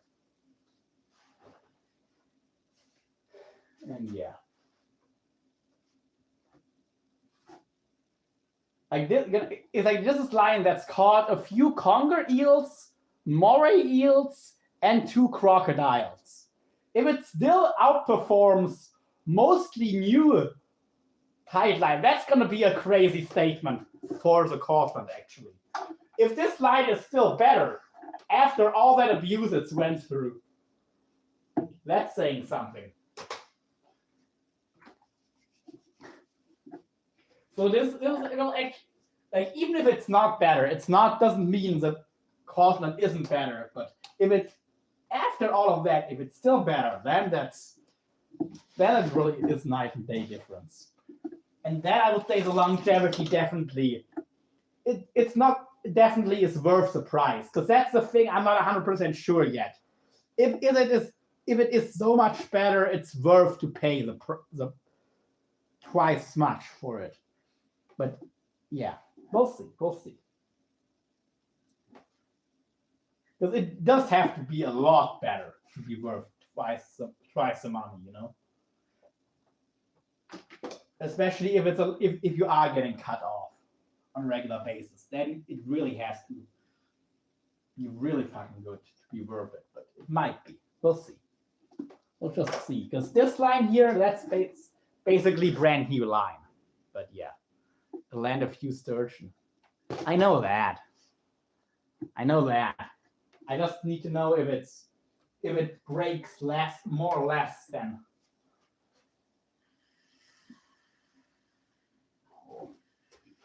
This is such a smooth reel still.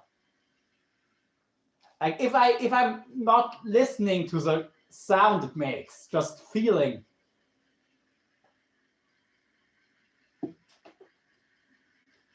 Beautiful. But yeah.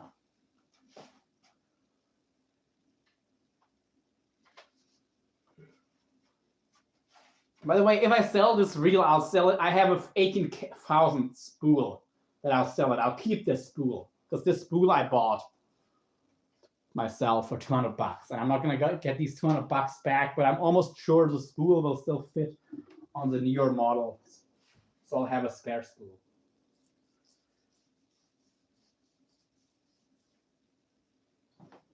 Because this model was only available as an 18,000, but 18,000 and 20,000 are the same reel, just different spools. I wanted the larger spool, so I bought it as a spare spool. Anywho, still probably break less than tight line. We'll see. If it does break less, then that's a crazy. Like I said, it's a crazy statement if a line that's already caught crocodiles and eels and been stuck around rocks is still tougher than a line that hasn't gone through all of that. But yeah, you tell me. Anyway. Well, I think it's time for me to call it a night.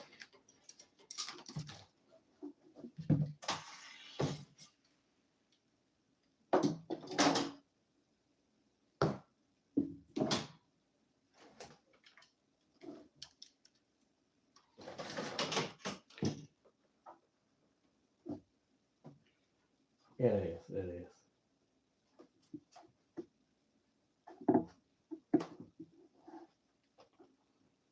Anyway. Oh, by the way, one thing that I noticed on the Jerry Brown that I had on here, look how nasty it twists up. Okay, you can't really see it, but it's not it doesn't handle twist well. So Jerry Brown, so Cortland and also tight line both do a lot better with twist than Jerry Brown does. Like Jerry Brown has more integrity than tight line, but it handles twist not as good, and it gives worse capacity, and it's more expensive, which is why I'm not sure which line I would choose between JB and tight line. To me, they're similar in quality.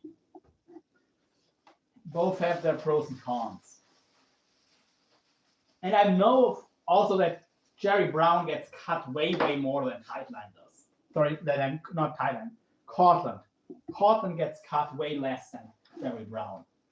I've seen that firsthand, over and over again.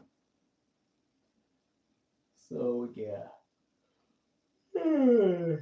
And Cortland is way stronger and smoother and splices easier.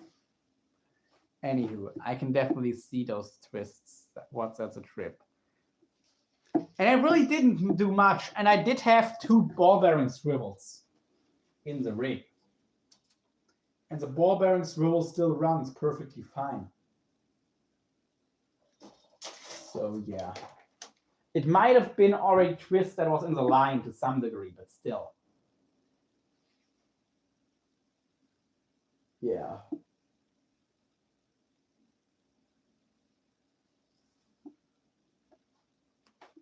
By the way, when I tested the Cortland 12 strand versus 16 strand, that is why I'm never ever gonna buy the 12 strand again. So Cortland 12 strand, the master braid, that is still a hollow core in 100-pound plus. They both have the same abrasion resistance with no twist. But with twist, the C16 hollow core is 3 times the abrasion resistant. It holds up 3 times as long against the rock once it's twisted up. If they're not twisted, same deal. But with twist, the hollow core is handles it so much better. So yeah. And also, basically, the Cortland has the same problem. Sorry, the Cherry Brown has the same problem as the Tightline, though. It doesn't. That it's not as perfectly smooth. Let me grab my 300-pound Cortland and my 300-pound Tightline. Maybe show you a bit of what I mean. Honestly, here. I mean, it doesn't get more obvious. If I run my finger over this 300-pound, my finger that's a bit roughed up, it catches some of the fibers on the Tightline. You can see how it's a bit uneven and everything. Especially once you twist. There's just strands sticking out. It's still pretty smooth, but it's not perfectly smooth.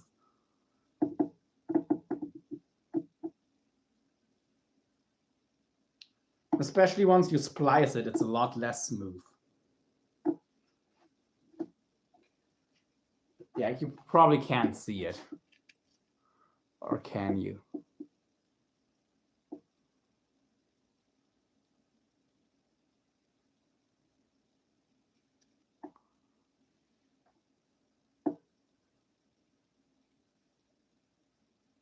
Nah, you're not going to be able to see that. Okay.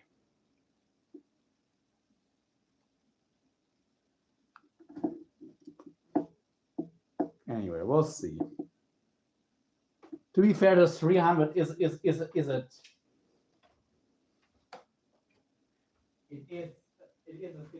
strand Tightline too. It's not a 12 strand.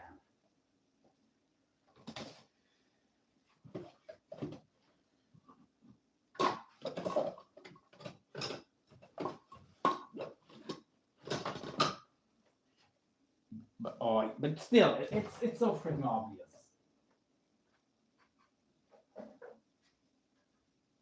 This is cotton braid that has also been used to hunt crocodiles.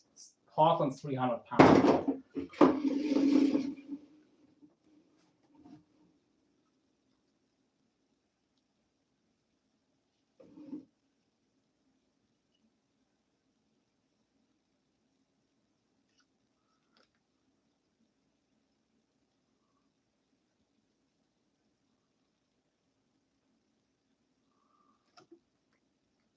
It's just, yeah, the integrity again of the braid. It's just different.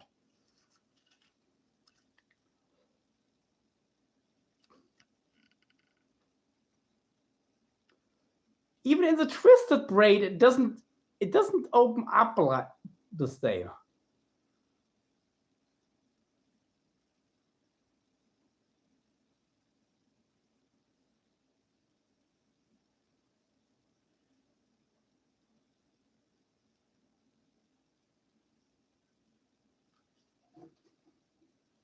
But it's hard to see. Yes, this is 300 pound. Cortland and Tightline.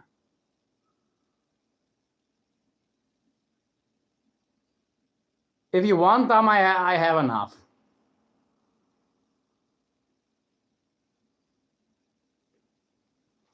I have enough of both.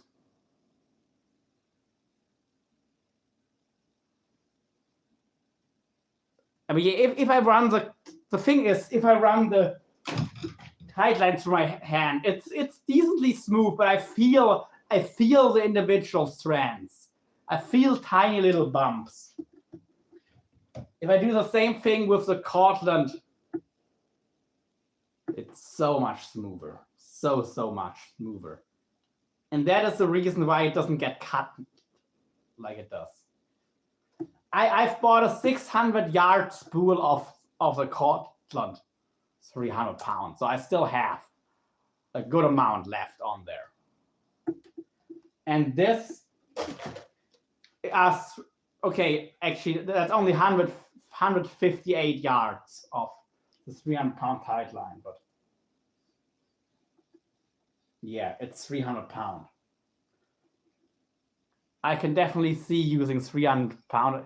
I also use 300 pound against eels, believe it or not. And even for some crazy catfish stuff. But yeah. It's for abrasion. It's not for strength. It's for abrasion. It's so you don't get frayed through. And of course for making wind-on leaders.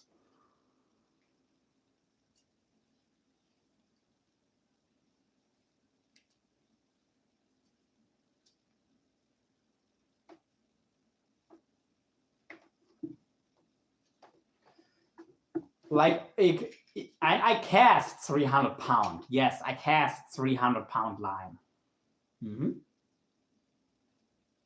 I cast that shit on a conventional.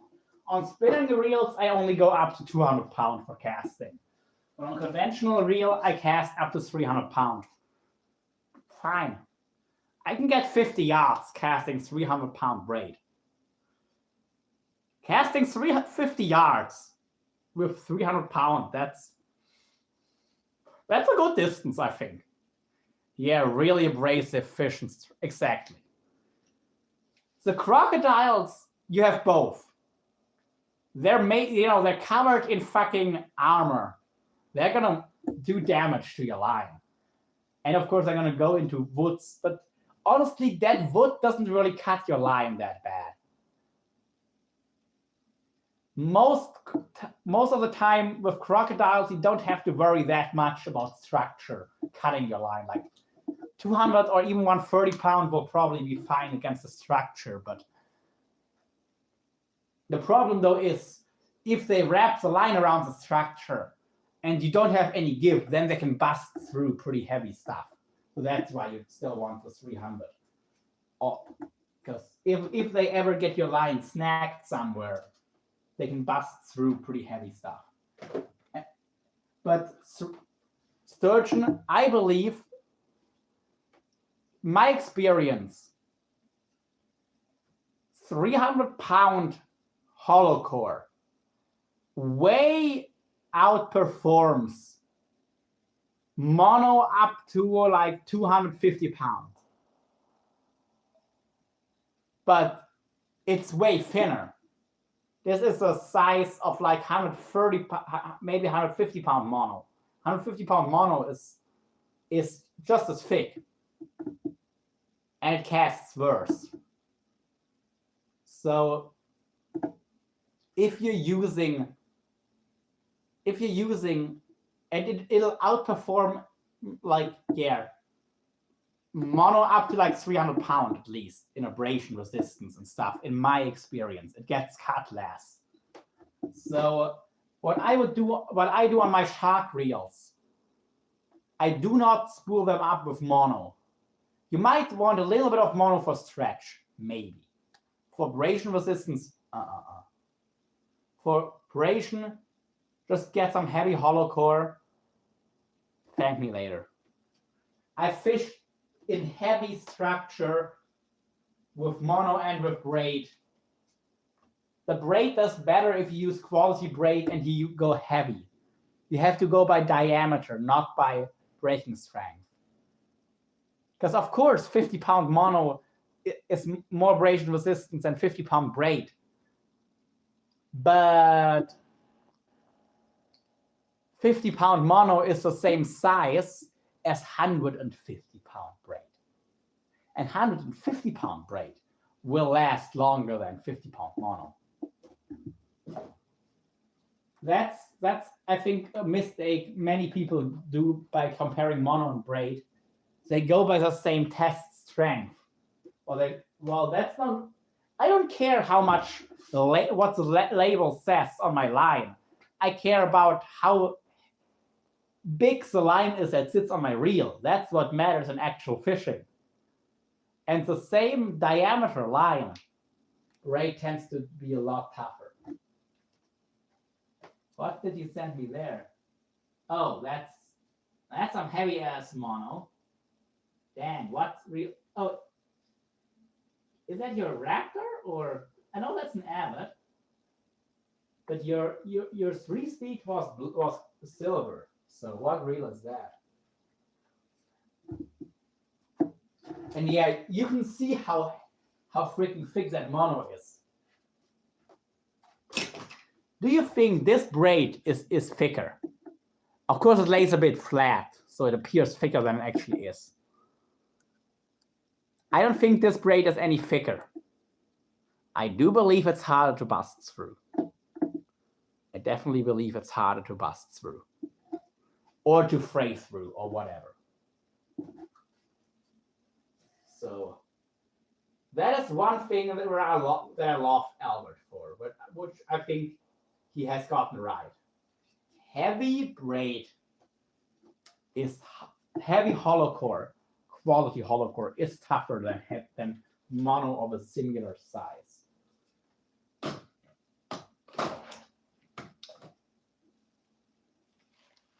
Anyway, I'm freaking tired. I'm kind of burned out now.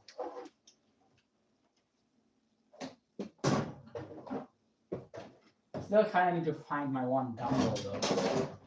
My workout tomorrow. So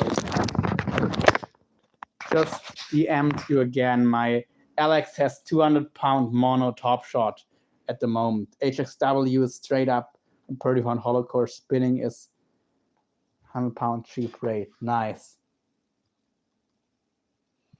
Yeah, that's a beauty. Yeah, that is good stuff. Put some 200 on top of that and it'll be, that's what I would do. Just put some 200-pound Cortland hollow core, but even 200-pound tight line hollow core on top of that and it'll still cast fine and it's going to be damn tough. I don't think you're going to get fish to break you off. Not very often, at least. Yeah, that's my Raptor 3. Pretty close, but I think it's a tad thinner, but yeah, probably stronger. Cortland is... It looks thinner, actually, but it takes a little more space on the reel. That's why Albert is the biggest fan of it, because it doesn't lay as perfectly next to each other on a spool. That's why it gives a little bit less capacity. Not much, but a little, just a little bit. But honestly, I rather have a line that lives longer than one that gives me a little more capacity. If I need to go up in size to make up for that, then what have I won? But yeah, the 130-pound, of course, it's going to cast a bit farther. That's true.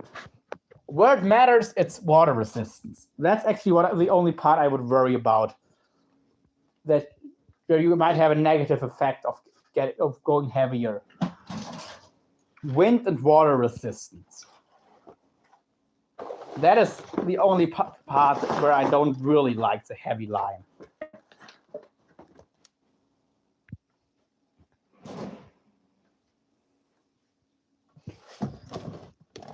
But just to be clear, Heavy mono is more of a pain because if you get some slack in it, it can sink between rocks. Because it sinks.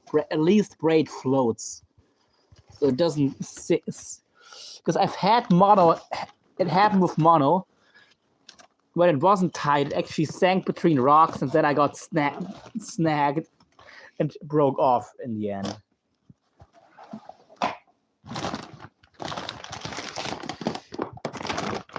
Till I just had enough.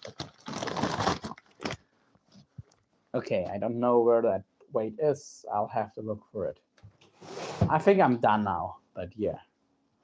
Thanks for stopping by, Sturgeon, and again, if there's anything you want to talk about, hit me up. And yeah. I'll toss a 200 polyp core you sent me on the HXW to top it off for the boat and kayak this summer.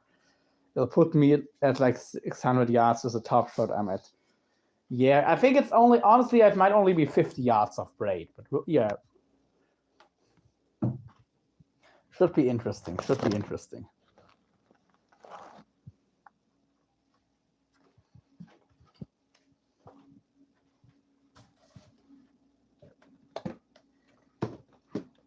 Anyway. Oh crap, right now it's really, yeah, I'm done. Peace out, have a good one. See y'all soon.